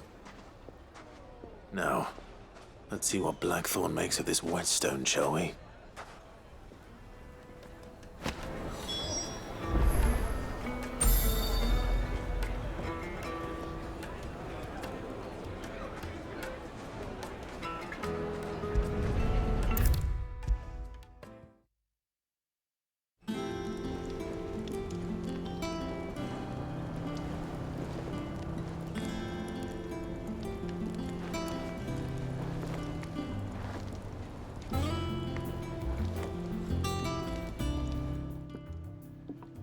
Sorry for the wait, but hopefully you'll agree it was worth it. You learned something about that sword, then? I did better than that.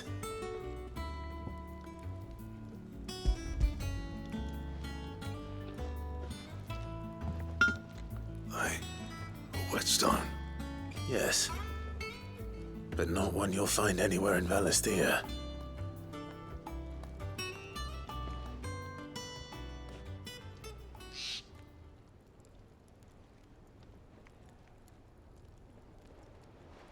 No wonder I couldn't get the same finish on the grinding wheel.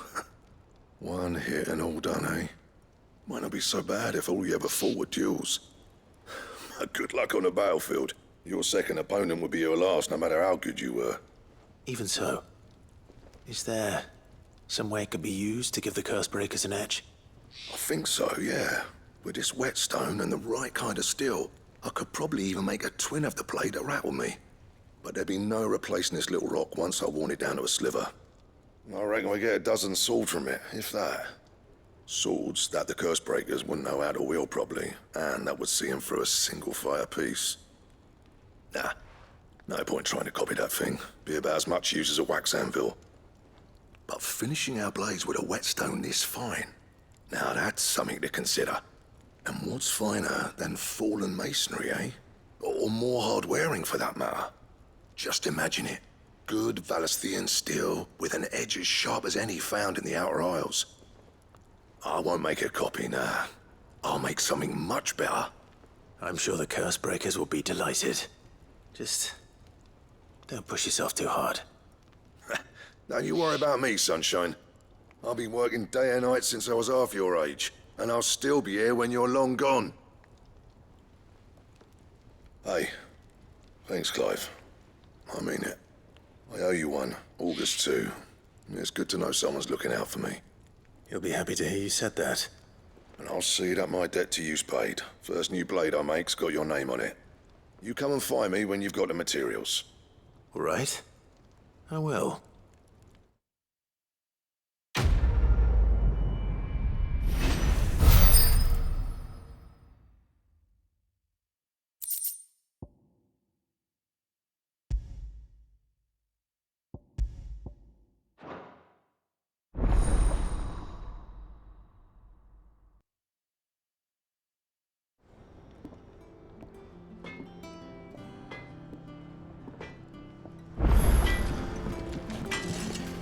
Clive.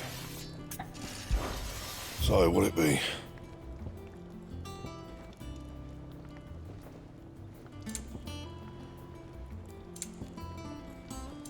Anything else?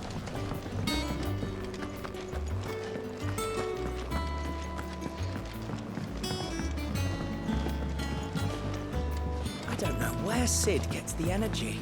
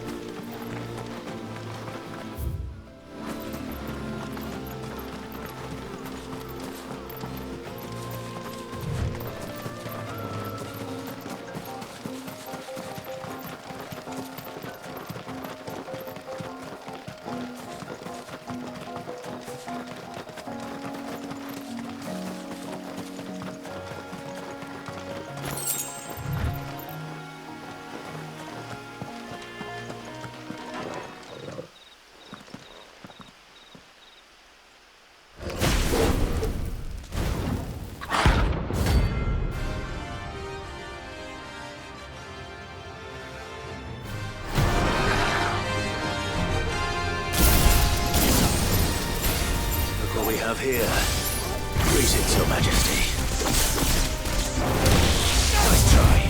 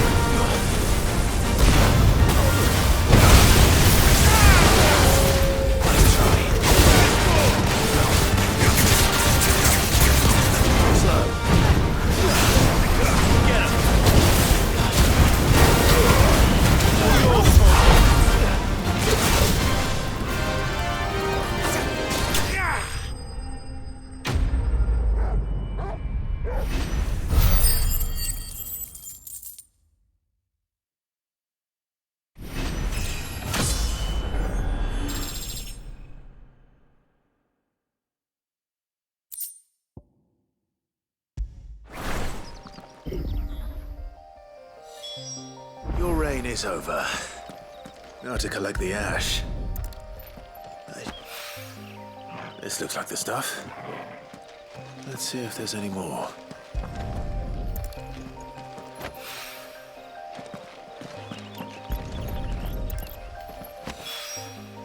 That should do it. For what I need.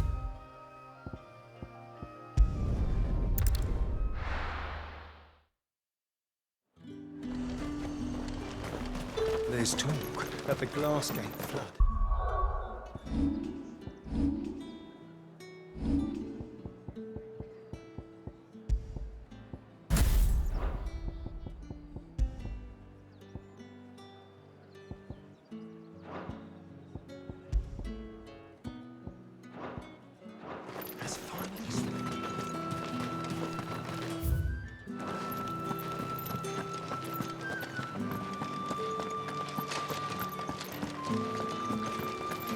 Did you hear? The gates to heaven. I want to see you again. It's all right. What am I going to do without Sweetwater and Olive Talc? Still no caravan. Milady, I come bearing gifts. Gifts? Whatever is the occasion.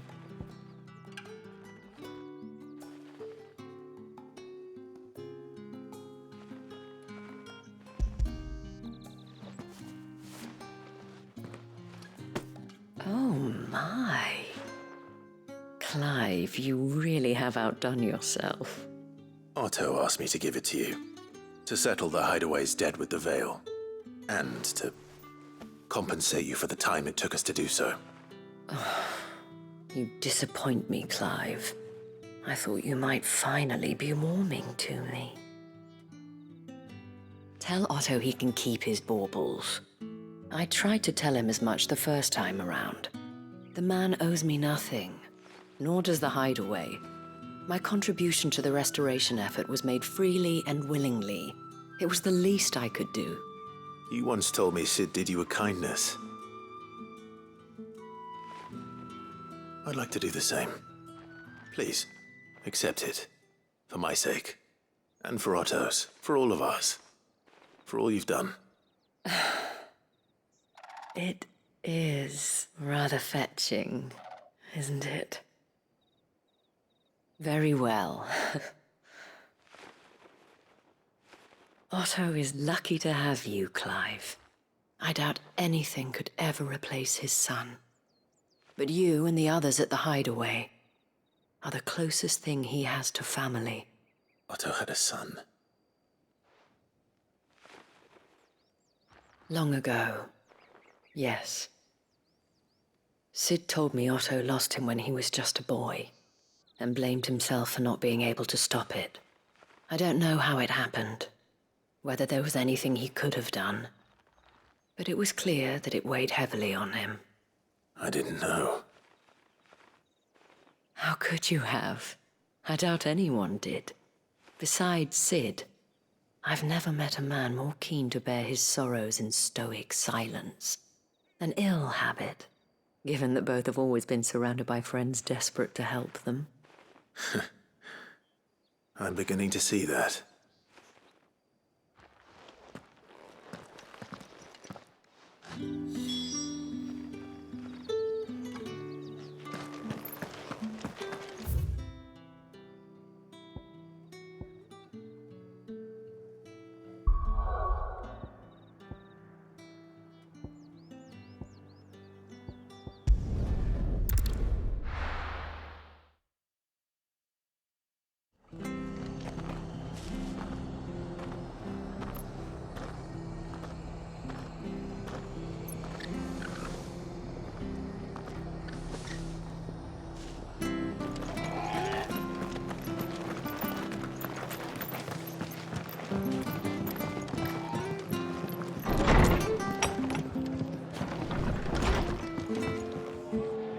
Clive, we weren't expecting you. I wasn't expecting to be here, but it seems we still owe you a considerable amount of coin for your help with our rebuilding efforts. And though I doubt it's what you were expecting, we were hoping you'd take this as payment.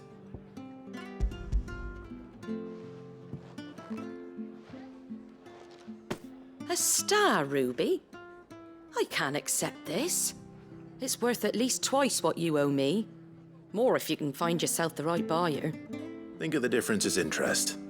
Interest? If word got out I charged that much, no one would ever borrow from me again. Anyway, why are you the one here asking me about this? I'd have expected Otto. Bit much sending the Lord Marquis out to settle your debts, isn't it? The old goat working himself to death again. Something like that. Most days I think he's the only reason the Hideaway's still standing. Same as always, eh?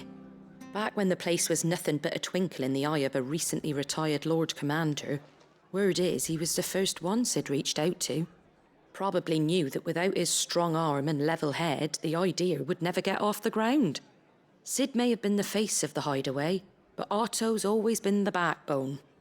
And when Sid passed away, we were all worried that would be the end of it. That Otto would just give up. His death was hard on everyone. But it must have hit Otto hardest of all. But he didn't give up, did he? Quite the opposite, in fact. If I recall, he was the one who nominated you as Sid's replacement, and rallied the rest around you. I reckon what he saw in Sid, he saw in you too. And don't we all? Doesn't hurt that you're half as stubborn and twice as handsome, neither. That, and you keep good company. I suppose I do.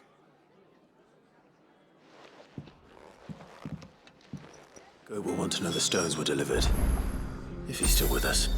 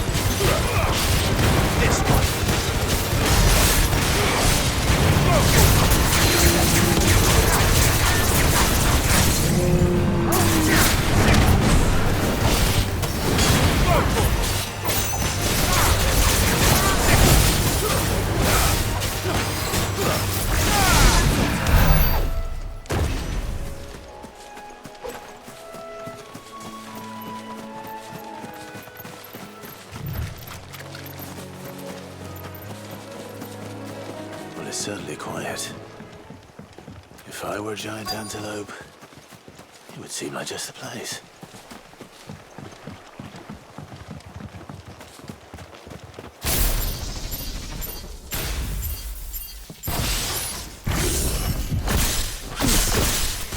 Doubt we'll find one bigger than that. You hungry, Torgal?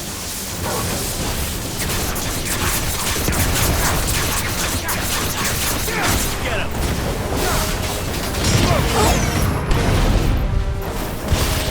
Over here!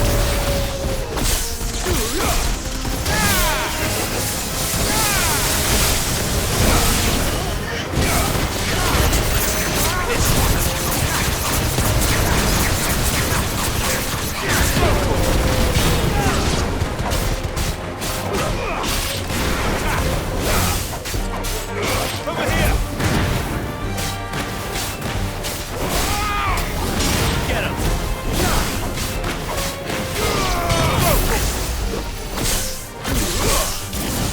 Over here!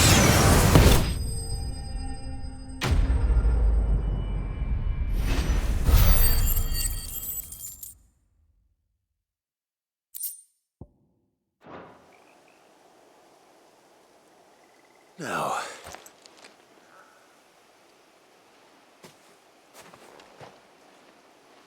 will it be enough, I wonder?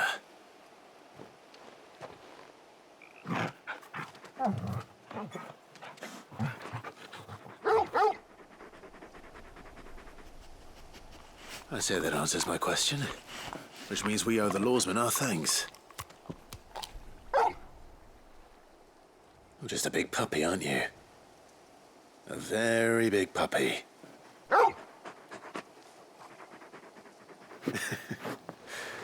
You do know you can take that with you, Torgal. Lady Karen will be relieved to hear you've got your appetite back. Come on, boy.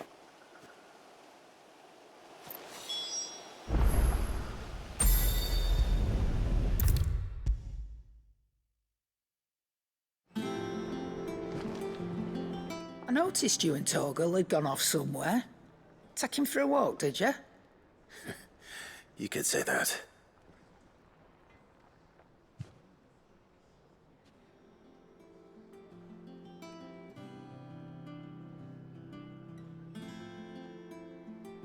So, Molly's leftovers weren't good enough, eh? That'll teach me for treating you like you're still a pup. All right, no need to shout. Now we know what you're after, I can see about getting some in. Speaking of which, I brought one for later. Can I leave it with you?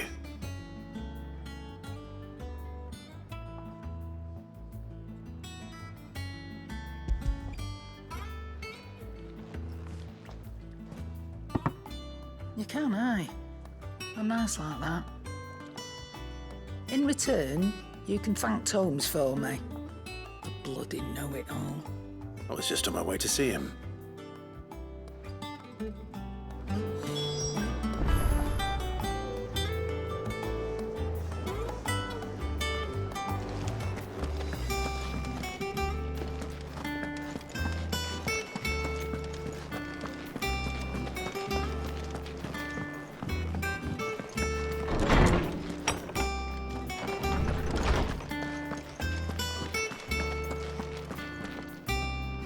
Ah, Clive. Were you able to locate your quarry? We were indeed, lawsman. You pointed us in exactly the right direction. And Torgal's been a very happy hound ever since. Very good, very good. Lady Karen sends her thanks, by the way, for your part in solving the mystery. Ah. But that reminds me. After your last visit, I found myself pondering Torgal's talents. Do you recall our conversation concerning Lady Jill's role in Torgal's transformation? About how she somehow woke the power within him. Precisely that. A reasonable conclusion, I thought. But one which raised certain questions in my mind. You see, the Fenrir of legend served Shiva and Shiva alone. And while the powers attributed to him are certainly impressive, the records imply they are somewhat different in nature to those you described Torgal as having used. What are you suggesting? that Torgal may be the beneficiary of more than one Icon's power. Consider that in addition to Lady Jill, he has served as a loyal companion to you, your brother, and even the late Cid. In short, the Icons hitherto near at hand, or should I say at paw, have been diverse and plenty, and that number has only grown as the realm's dominance have fallen to your sword. One can but speculate as to how all of this has affected Torgal. He has seemed more fierce of late. And if I am not mistaken, he will grow fiercer still. We are fortunate indeed to be able to count him amongst our allies and not our adversaries. Oh, he's more than an ally. He's a friend.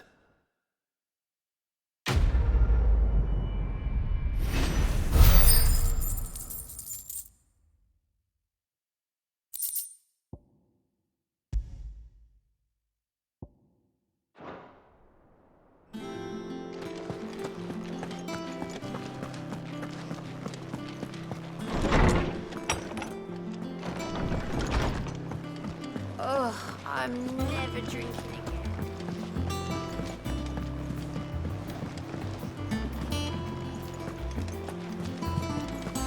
Is that the thing Tomes helped to build? Mid told me she was building a ship.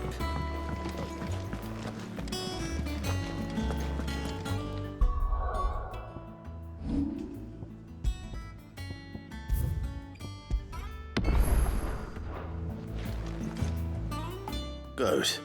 Still alive, I see. So Lady Karen accepted the ruby. Oh, about that. I tried my best, but she was just too stubborn to take it. She threw it right back in my face, in fact, and told me I could stick my stupid stone where the sun don't shine. Karen refused payment. I hope it wasn't something I said. I'm sure you were as tactful as ever. Let me see what I can do. Oh, wonderful. I hope you have better luck than I did.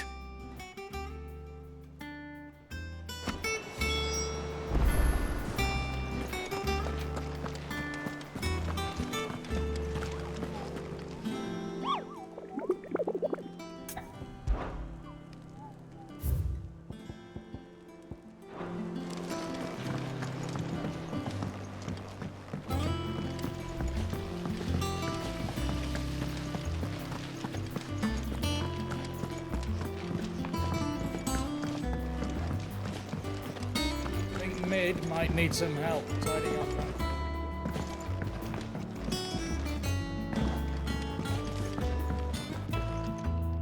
All right there, Sid? How's that hunt for the bomb ash going? I have it here.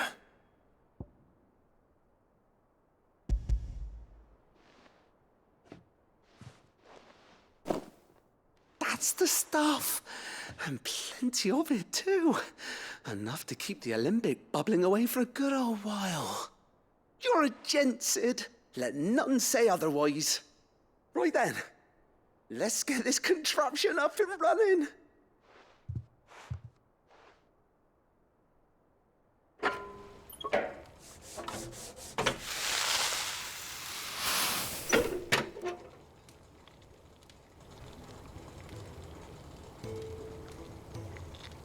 There we have it.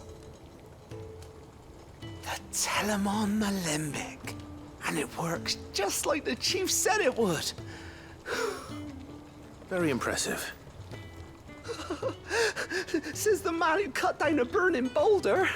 Speaking of which, I still haven't returned the favor. There's no need. The good it will do for the hideaway is reward enough. Don't be silly. Why don't you let me take a look at that bag of yours? The one you keep your potions in. Reckon I could work some magic on that. What kind of magic? Well, we happen to have isolated a substance in our test run of the alembic that I reckon will make even the toughest lever supple as anything. Thought we might use it to breathe new life into old boots and the like. Save the hideaway a few gil. But I reckon if we slap a bit on your bag, It'll loosen it up enough for you to squeeze in a bottle or two more. Well, it can't hurt to try, I suppose. That's the spirit. Leave it with me. I'll only be a mo.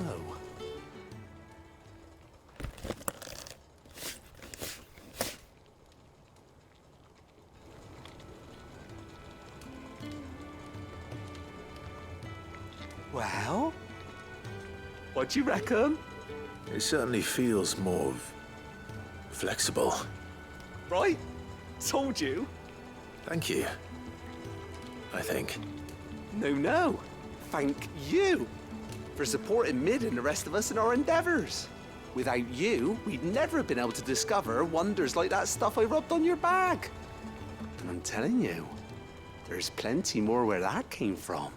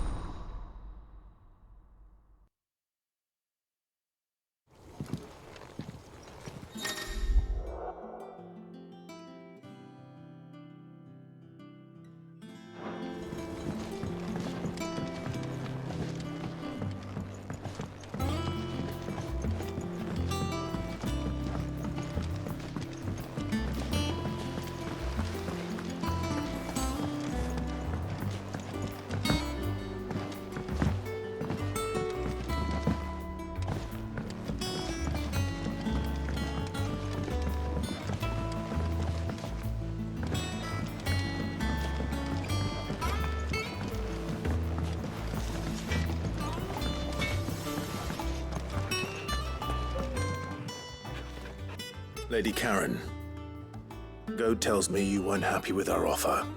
Would you prefer the debt was repaid in coin? What debt? I don't recall lending any of you lot me hard-earned gil. I may have tossed a talent or two in the Hideaway's coffers, but those were donations, and you can hardly call it charity if you go asking for it back. Of course not. But one good turn deserves another. And our circumstances have changed. Surely you wouldn't shun the gratitude of a pauper who happened to have become a prince.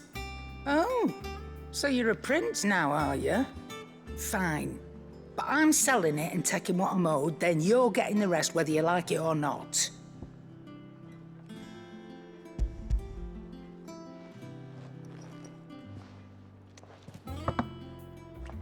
Where'd you even get this? A decent trader might nab 1,000 talents for a star ruby. A canny one, meanwhile, might claim it were nicked from the belt of Sid the Outlaw himself and ask twice as much. Might be I already have a buyer in mind. Might be you even know her. A fine continental maid whose beauty's only eclipsed by a guile in commerce. You wouldn't mind, would you? Not at all. Just be sure to tell her that it's always a pleasure doing business.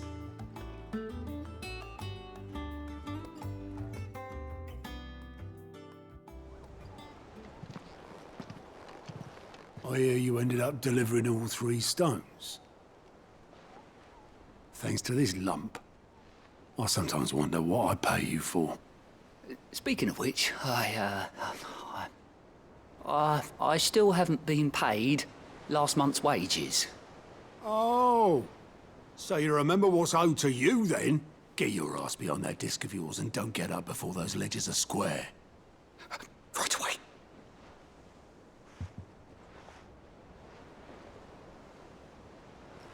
I've seen that before.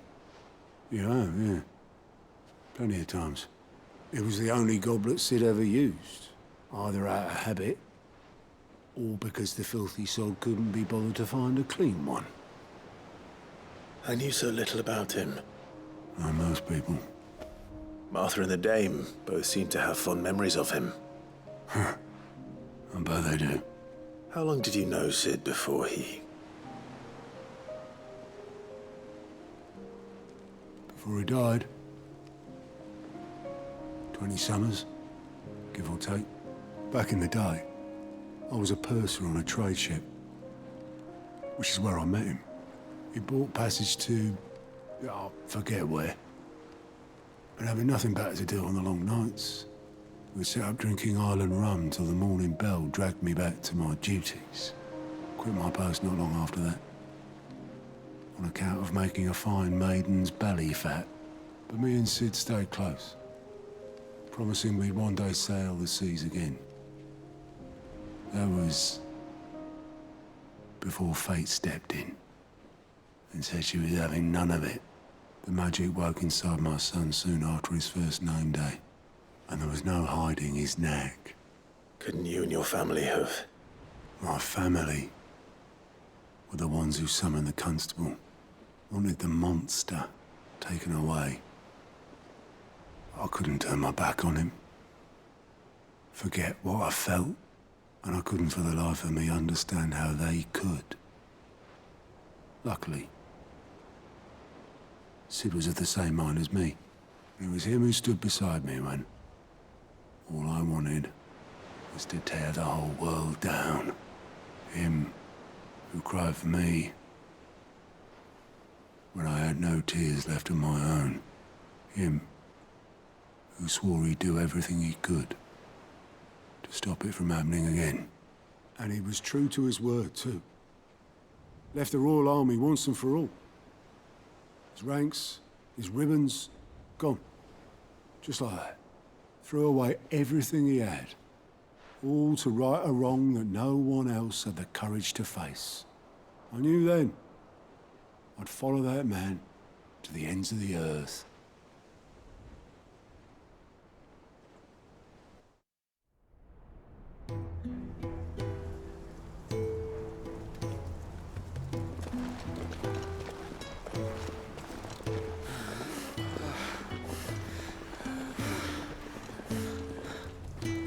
He was always too clever for his own good, was Sid. Saw the world for what it really was, while the rest of us were content to go along with the lie we were shown. And it can't have been easy, bearing that burden alone.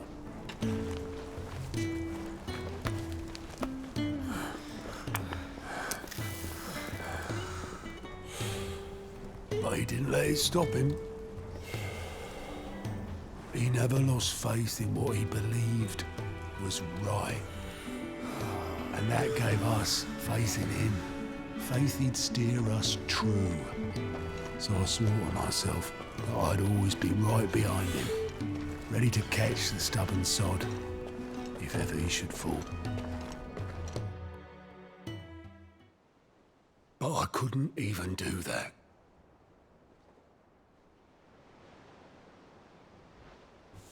Ignore me. Just the ramblings of a tired old man. Leave that lot. I'll tidy it up in a bit.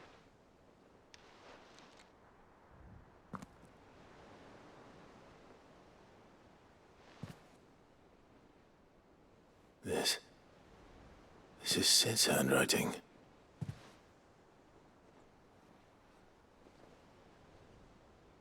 Dear Otto. I may be drunk, but I wanted you to know this place would be fucked without you. Love you, you grumpy old sod.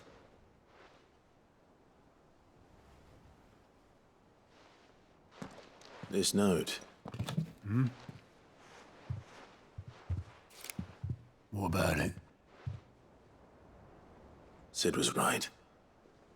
Without you, we'd all be lost.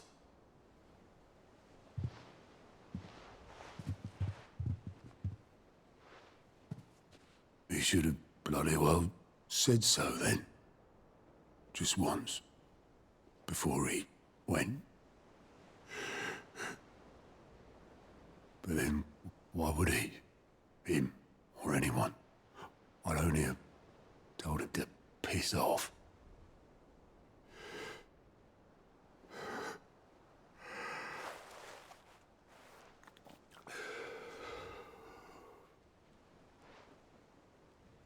You're wrong, though. Both of you. It was never just me keeping the hideaway afloat. It was all of us. I just shoved people in the right direction, and I barely seem to be able to do that anymore.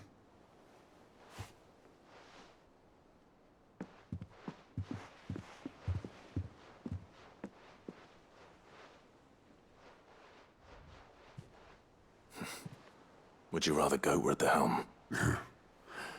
Well, maybe I've got a few more years left in me. I'm going to hold you to that, Otto. Before you go, Sid would have wanted you to have this. But that's... This'll do me just fine.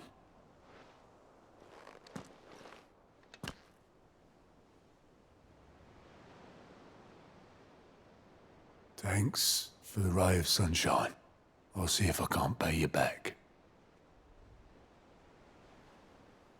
Already have.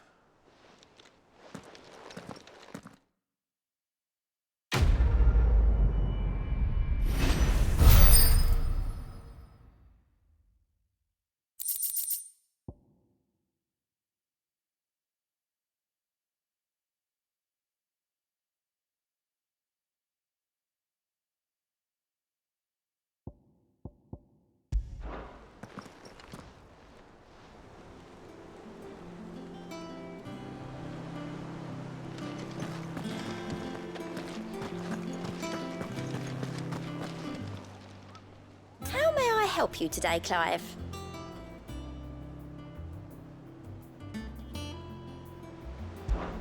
Is everything we've received and everything promised? You earned this. All done?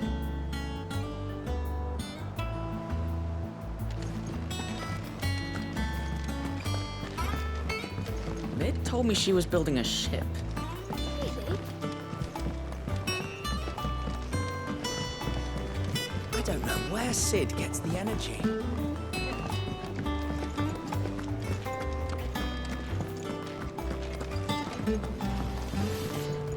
What do you need? So, what'll it be?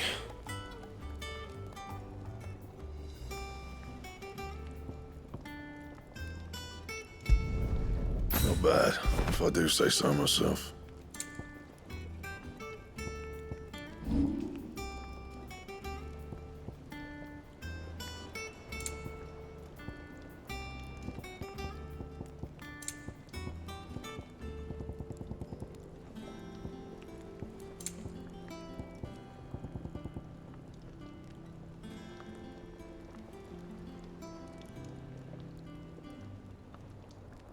That it? Fine.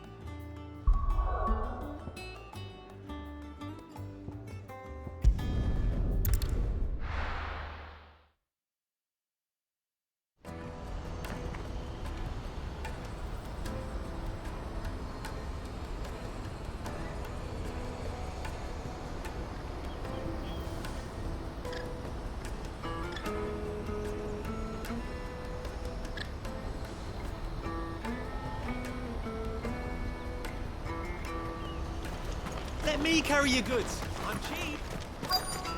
Peaches and pears.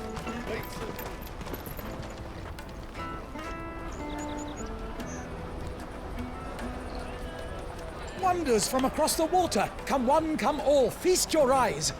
Good sir, can I interest you in...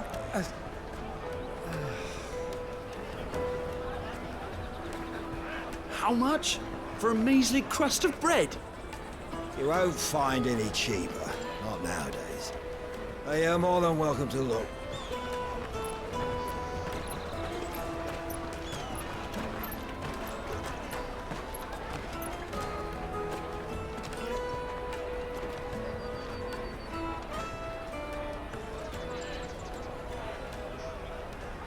The Empire's unlawful and illegitimate occupation of the crystalline dominion is still in effect. Only those whose business in Twinside has been officially approved by the Republican Army will be permitted to cross the border. All who seek entry are to form a line and ready their documents for inspection. Looks like we aren't the only ones who are eager to leave. And they're checking everyone. Can't you make an Not for the likes of you. We won't get through without that pass. Let's go and find Good, shall we?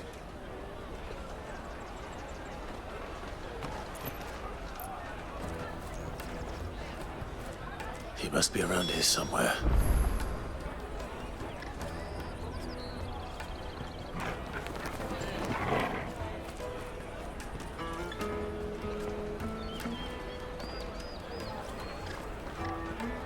Come, taste my peaches! They're sweet as nectar! You won't find anything of this quality in Twinside. Caravan stops next to the checkpoint. Show them your trader's pass. Slake your thirst without a crystal!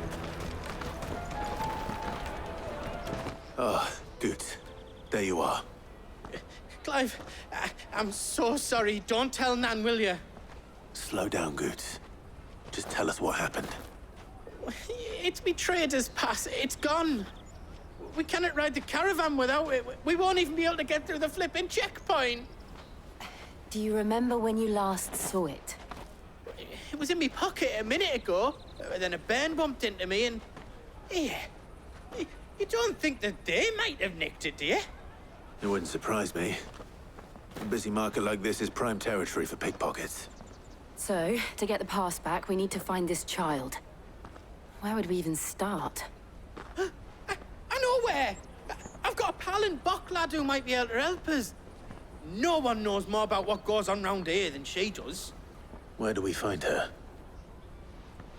She's the owner of the Crimson Caravans, up that way. Sign's got a red chocobo on it. No time like the present. You two go on ahead. I'm gonna check the rest of my stuff, make sure nothing else is missing. All right. We'll meet you there.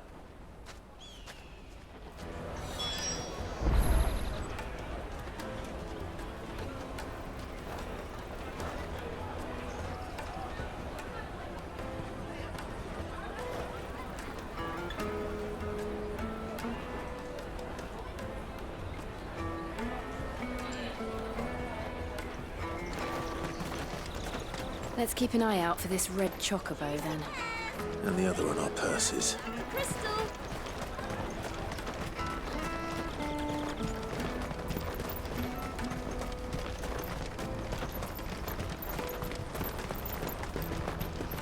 Out of my sight, wretch! I know you...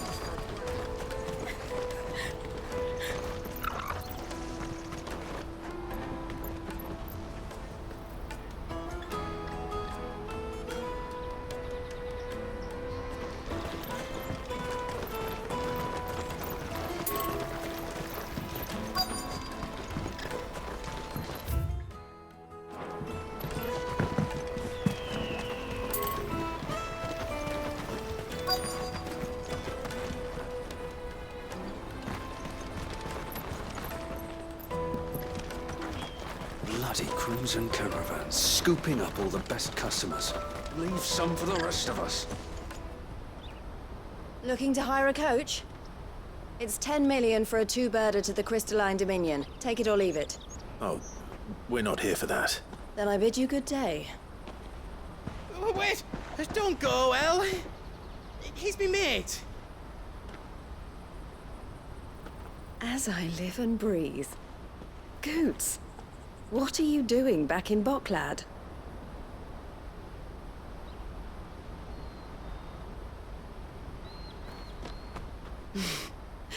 I gather Lady Karen didn't send you.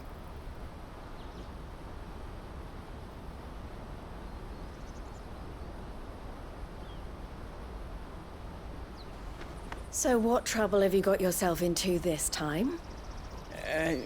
It's me trader's pass. It got stolen. By a little bairn. Of all the...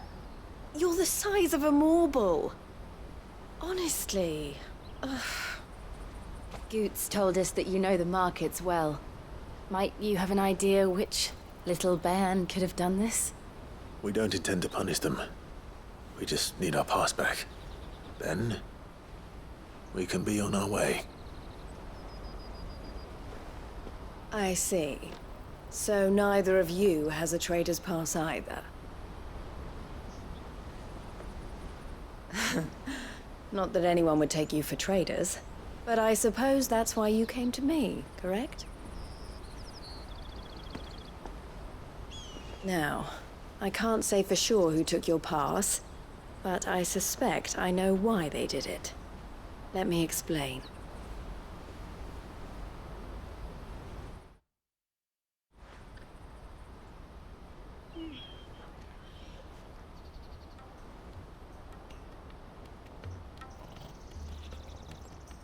Ever since the Fist marched on the Dominion, the Republic has been clamping down on any commerce that might aid the Empire more than it does us.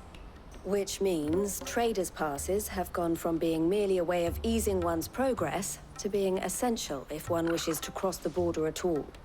And with demand outstripping supply, they've become a precious commodity, leading some to seek to acquire them by less than legitimate means. So the children are stealing passes to sell on the black market? Yes and no. Passes are inscribed with the names of their owners, and yet none of the victims' names have appeared on the register of those passing through the checkpoint. Which means? That someone is doctoring the stolen passes. The same someone who is encouraging the children to steal them. And the same someone who has Goots' pass, no doubt. Whoever they are, they're ruining the livelihoods of honest merchants, which is why we've decided to take a stand.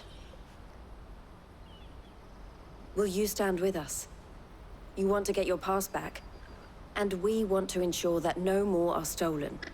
Catch whoever's behind it all, and two birds shall be slain with a single stone. Is there any other way of getting to the Crystalline Dominion, Goots? They won't let you in if you're not with the caravan. It's that, I don't know, try swimming across the strait. But the guards will definitely spot you if you try and do that. Like, we don't want to get spotted, right? So either we find the people who took the pass, or give up all hope of entering the Dominion. All right. We'll help. Thank you kindly. But I don't know your name. Eloise at your service. Clive. A pleasure doing business with you, Clive.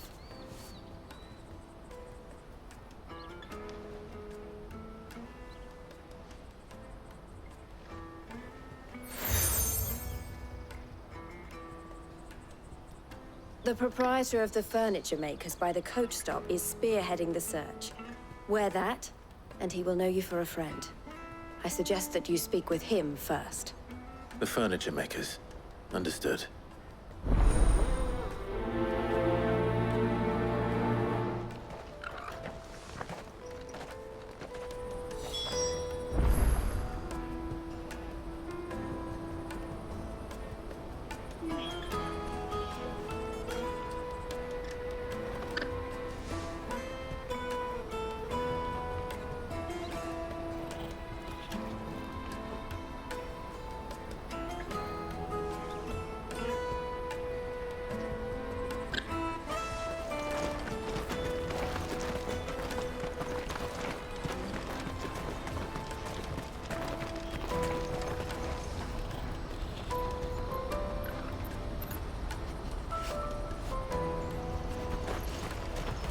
Out of my sight, wretch!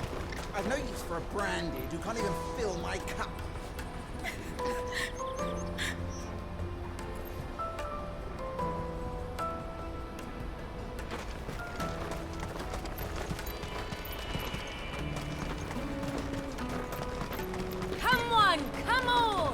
Jug of snake spit for the road? Caravan stops next to the checkpoint. Juicy pears! Show them the Slate traders' your park. Are you the furniture maker? Looking for something in particular? Ah, Eloise collared you too, eh? Then I expect you want to know more. She told me you were leading the hunt for the pickpockets. What have you learned? For one, that they're targeting the traders carrying the biggest packs. Harder to watch your back, see? And less chance of the mark giving chase if they're spotted. Not that they'd be likely to catch them. Those imps know every inch of this warren like the backs of their hands. Their eyes must have lit up when they saw Goots. The fishmonger round by the gate's been trying to track down the children involved. You should go and have a word with her. Thank you. We will.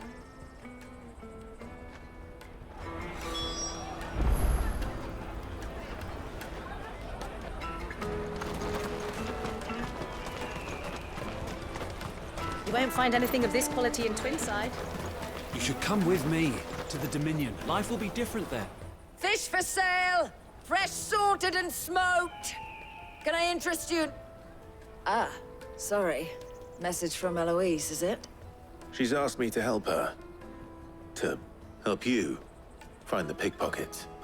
Is that so? Suppose I better tell you what I know, then. For one, this isn't a family operation. All the traders say the children who stole their passes were dirty, dressed in rags. Street urchins, by the sound of it. We get a lot around here. Orphans from the wars. A few, perhaps. You saw the refugees gathered by the entranceway? They're all looking for a new start in the Dominion and beyond. Some of them take it as an opportunity to rid themselves of unwanted baggage. The shame of it. Whoever's behind this would have to have made themselves known to the children at some point. And so should we. You should start with the children around here, then. I doubt they're the ones involved, but they might have heard something. It's worth a try. All right then. Questioning children. How hard can that be?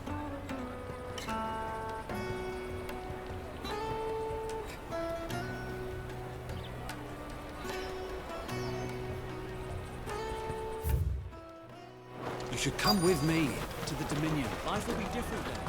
Come, taste my peaches! They're sweet as nectar! Excuse me. Do you mind if I ask you something? Can't stop you. I was just wondering if anyone has asked you to do anything out of the ordinary recently. Anything you grown-ups ever ask us to do is shut up and go away. So guess what I'm about to tell you to do? Sorry. I'll leave you alone.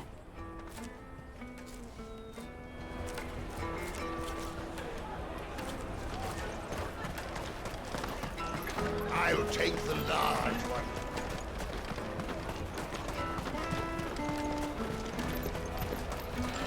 Jug of snake spit for the road.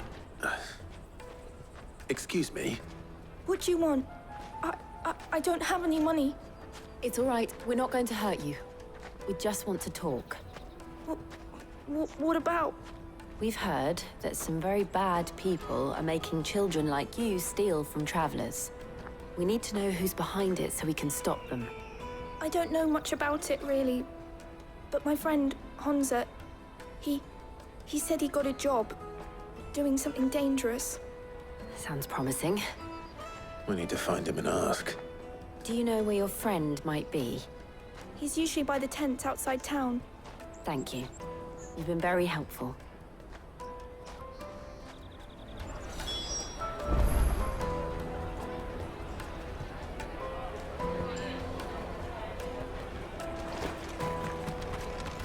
Come on, come on!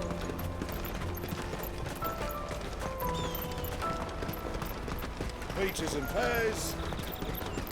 Let me carry your goods. I'm cheap. Porter for hire. Best service. That's that then. She must have meant the refugee camp. Let's hope he's still nearby. There are no crystals here. We have to keep going. That big fat donkey was easy pickings. He wouldn't have noticed if we'd robbed his boots off him. Yeah. Wish we hadn't handed over the pass, though. Could use one of those things to get out of this dump. Chance would be a fine thing. The moment they found out, they'd string us up by our guts. Would they now? Perhaps you'd like to introduce us to these charming characters. Shit, we're in trouble now. What do we do? You two get caught if you want. I'm off. Hunter, where are you going? So that was Hunter, eh? Jill, you watch these two. I'm going after him. All right.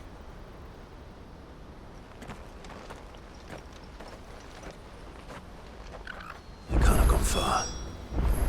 I need to find him before his employers do. Again? We promise. Daddy, I'm hungry.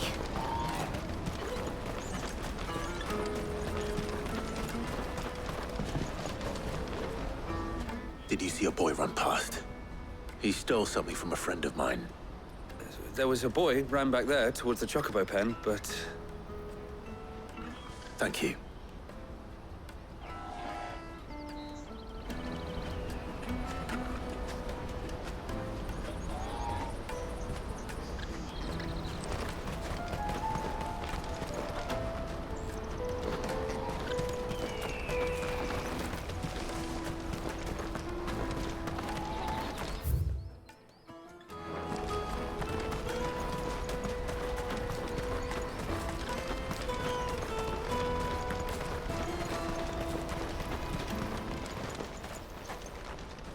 Shit. Cornered. It's all right, Hunter. I'm not going to hurt you. I just want to ask you some questions. Fine. Not like I've got a choice. I'm looking for the people who are making you steal for them. Who are they? Called themselves the Carstones. They said they'd give me good gill if I did what they told me. I knew they were bad, but bread doesn't come for free. Didn't come at all half the time, before I started buzzing for them. You know, if I didn't do it, they'd just pick on someone else. Someone they could push around easier. Hunter. You found him then? Jill.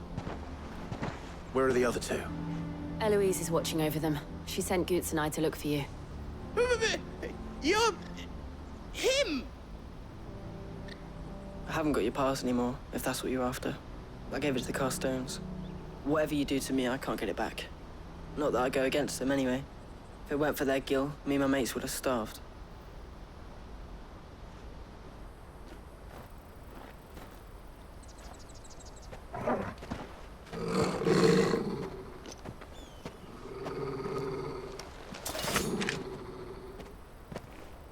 Cowards. You will not force another child to do your bidding. Wait, we're not... Don't hurt him.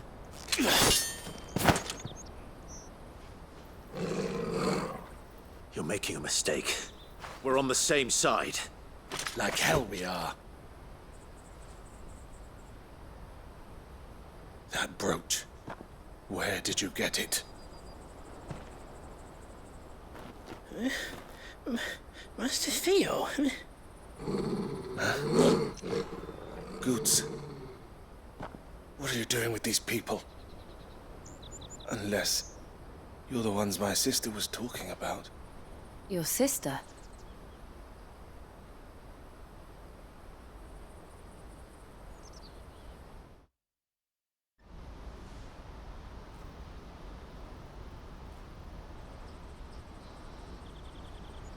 Eloise didn't tell us she had a brother. And why would she? I'm just her back and a blade. Theodore, at your service. Sorry about before. Theodore, what do you know of the cast stones? Vultures who have made Boklad their hunting ground. They prey on the desperate, stealing from those with gil and bullying those without it into joining their flock. I'd been looking into their activities in hope of sparing the refugees any further hardship. But it seems they've already stooped even lower than I'd feared. Hans is a good lad. Don't blame him for what they've made him do. If he and his friends hadn't agreed to work for the stones, some other poor souls would have. On pain of death, most likely. Clive, was it? And my sisters asked you to help put an end to the pickpocketing. Then we all want the same thing.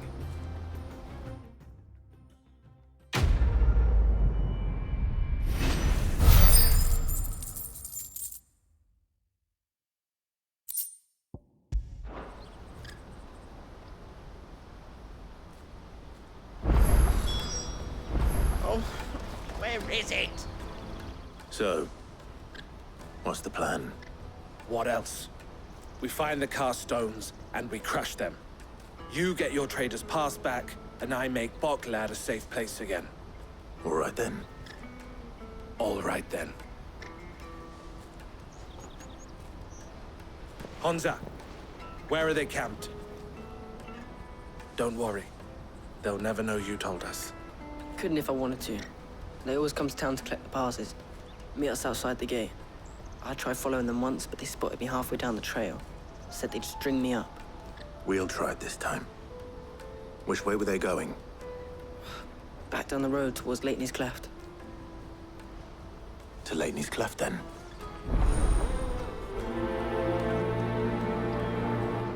Leighton's Cleft is to the south, past the camp.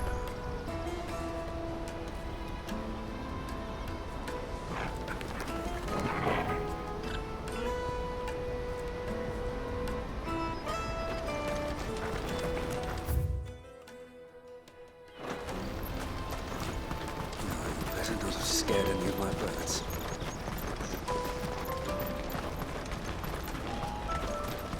That's that then.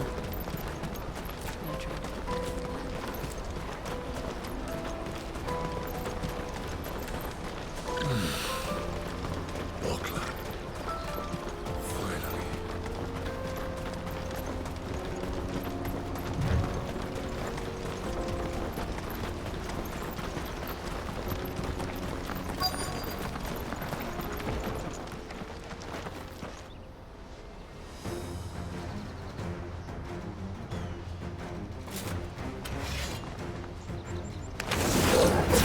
That's the one who's been sticking his nose in our business. You should have known his ear.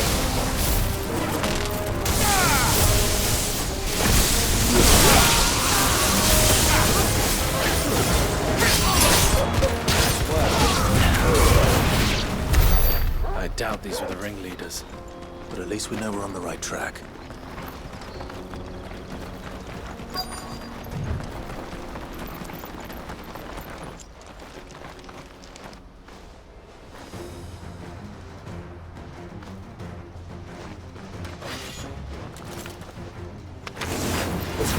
We got company! That's the long.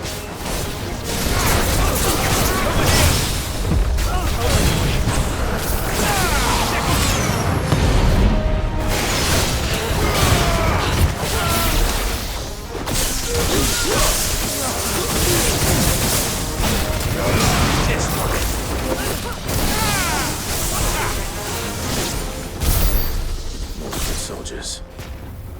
Fewer now.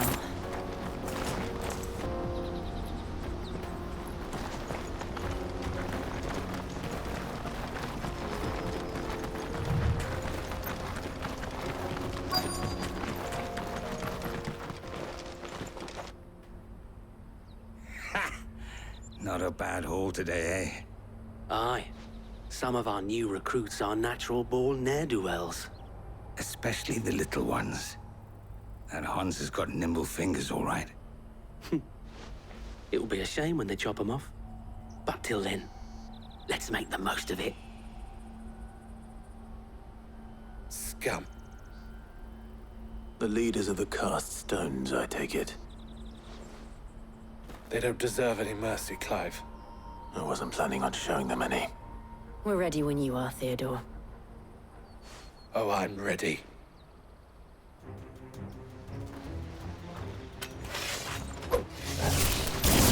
Fuck! That guard from Boklad! Kill him! Kill them all!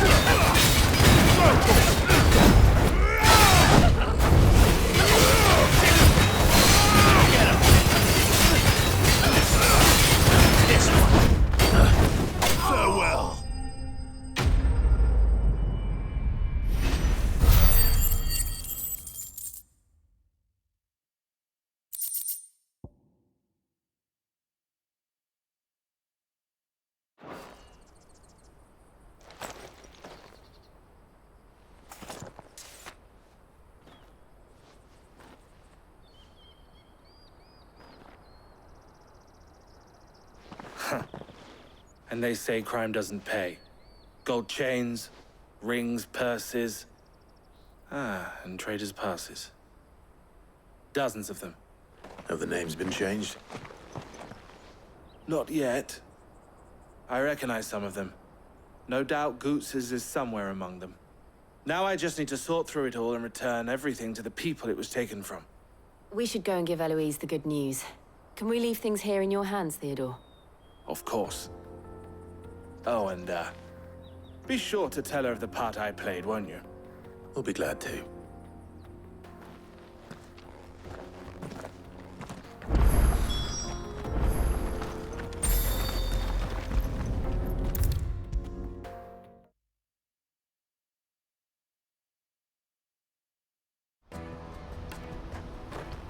Ah, Clive. How goes the hunt? My brother isn't getting in your way, I trust? Quite the opposite.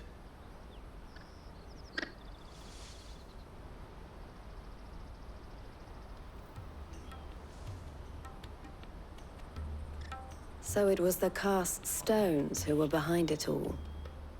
Theo told me he'd been on their trail. And their demise solves 3 problems at a stroke. That of the pickpockets, the bandits pulling their strings, and the passes they were stealing. I only hope yours is among the items you recovered. Only time and Theo's return will tell. Speaking of whom, welcome home, dear brother. You are too kind, Eloise. Here, Clive. Goods' pass. Ask him to keep a closer eye on it from now on, would you? I will. Thank you. El, I've asked our boys to carry the rest of the goods back. Can I count on your help in sorting through it all?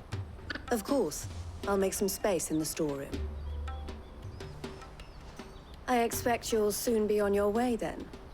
But it wouldn't do to leave without introducing yourself properly. Would it now? Sid. Don't look so shocked. We're on the same side. I don't understand. As you now know all too well, we at the Crimson Caravans are always happy to help those in need. For a small fee, we will move anything that needs moving. Be that goods to market, or bearers away from it. I was the first my sister helped escape. If it wasn't for her, I'd have been branded as a boy. I had no idea. It just so happens that we are seeking to expand our operation. And who better to join forces with than the leader in the field? Wouldn't you agree, Theo? I would. It seems our purpose is the same in more ways than one. So what would you say to working together again? It would be our pleasure. And our honor. The honor is ours. Here, Clive. This is for you.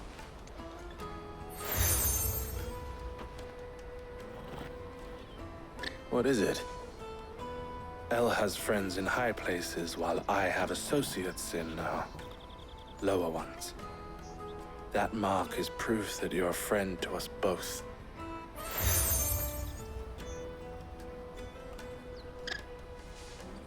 I shall bear it with pride.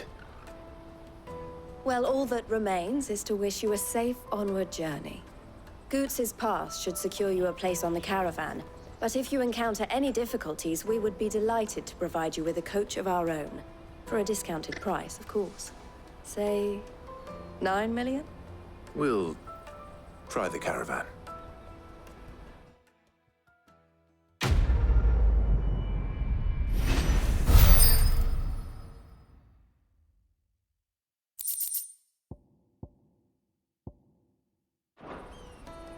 Right then. Let's get this back to Goots. And then it's on to the Dominion.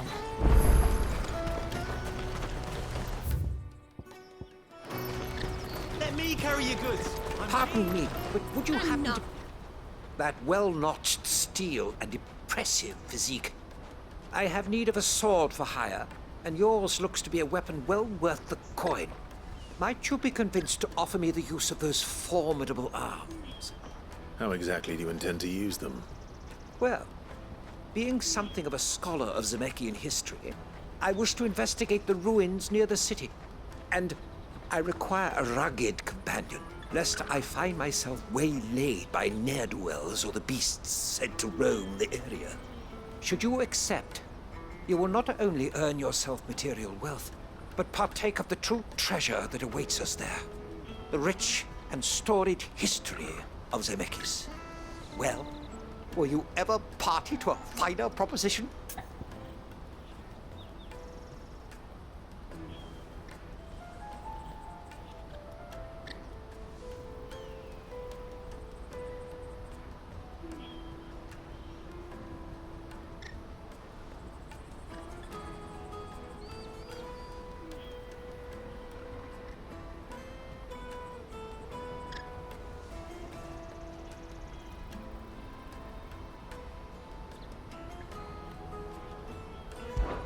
My arms are yours. Wonderful! Then come. We must away. But where are we going? Along the old Zemeckis Road, and from there, onward to discovery. Quickly! There is not a moment to lose. Wait. Good luck with your ne'er-do-wells.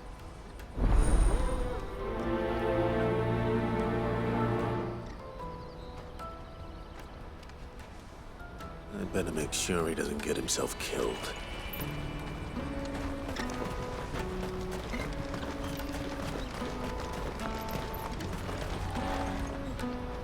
I see you've been of some assistance to Eloise. Perhaps you can extend me the same kindness? Perhaps. What would I be doing? Finding someone. You see, I've been having trouble with thieves, and despite the many pains I've taken, I can't stop them from rummaging through my packs. I was griping about my lot to a friend of mine a few days back, and he offered to track the culprits down. Now, Joseph's a sellsword, and a good one at that. But he's been gone days, and I'm beginning to fear the worst.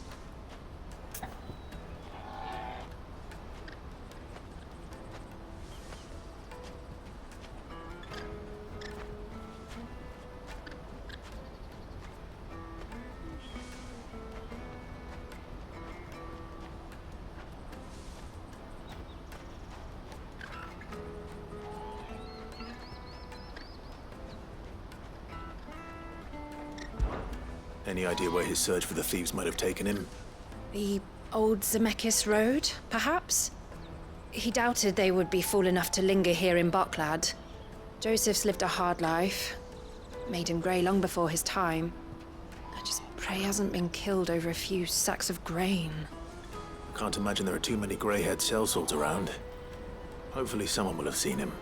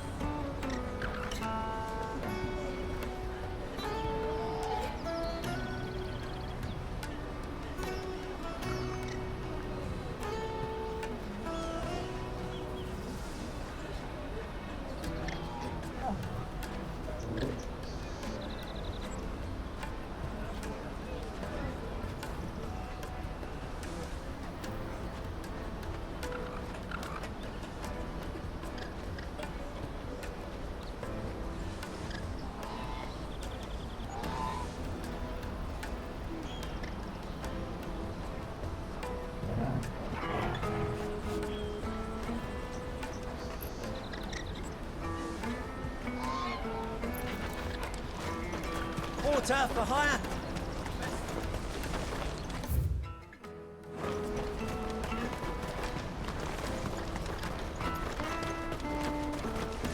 Hurry, man. I must leave for the Dominion. Bloody cruising caravan, scooping up all the best customers. Leave some for the rest of us. If our new No, I arrivals just had need to see brought any about getting coin the with... word. I want to know right away. Bad news. Good, actually. Something worth celebrating for a change.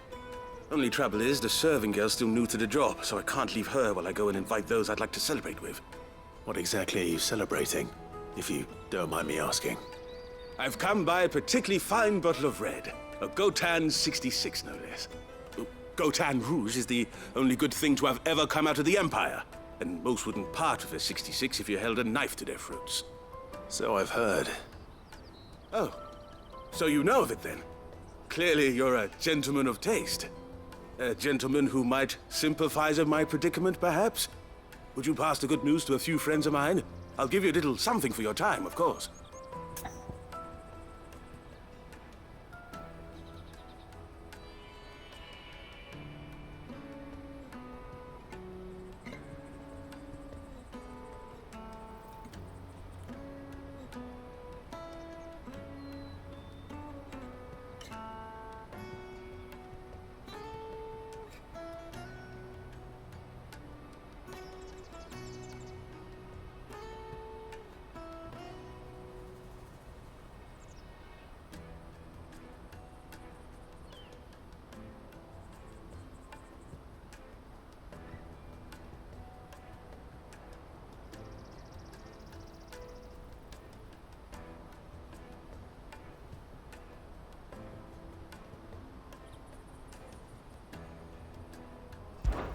Sounds simple enough. So you'll do it? Marvelous. Thank you. You won't need to go far.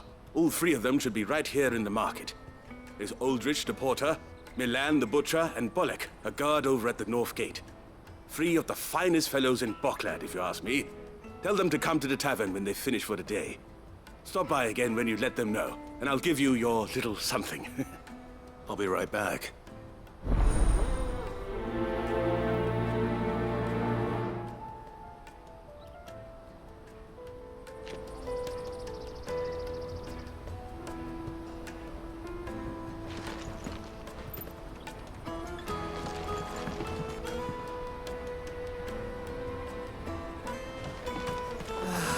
If our new arrivals had brought any coin with them, we'd be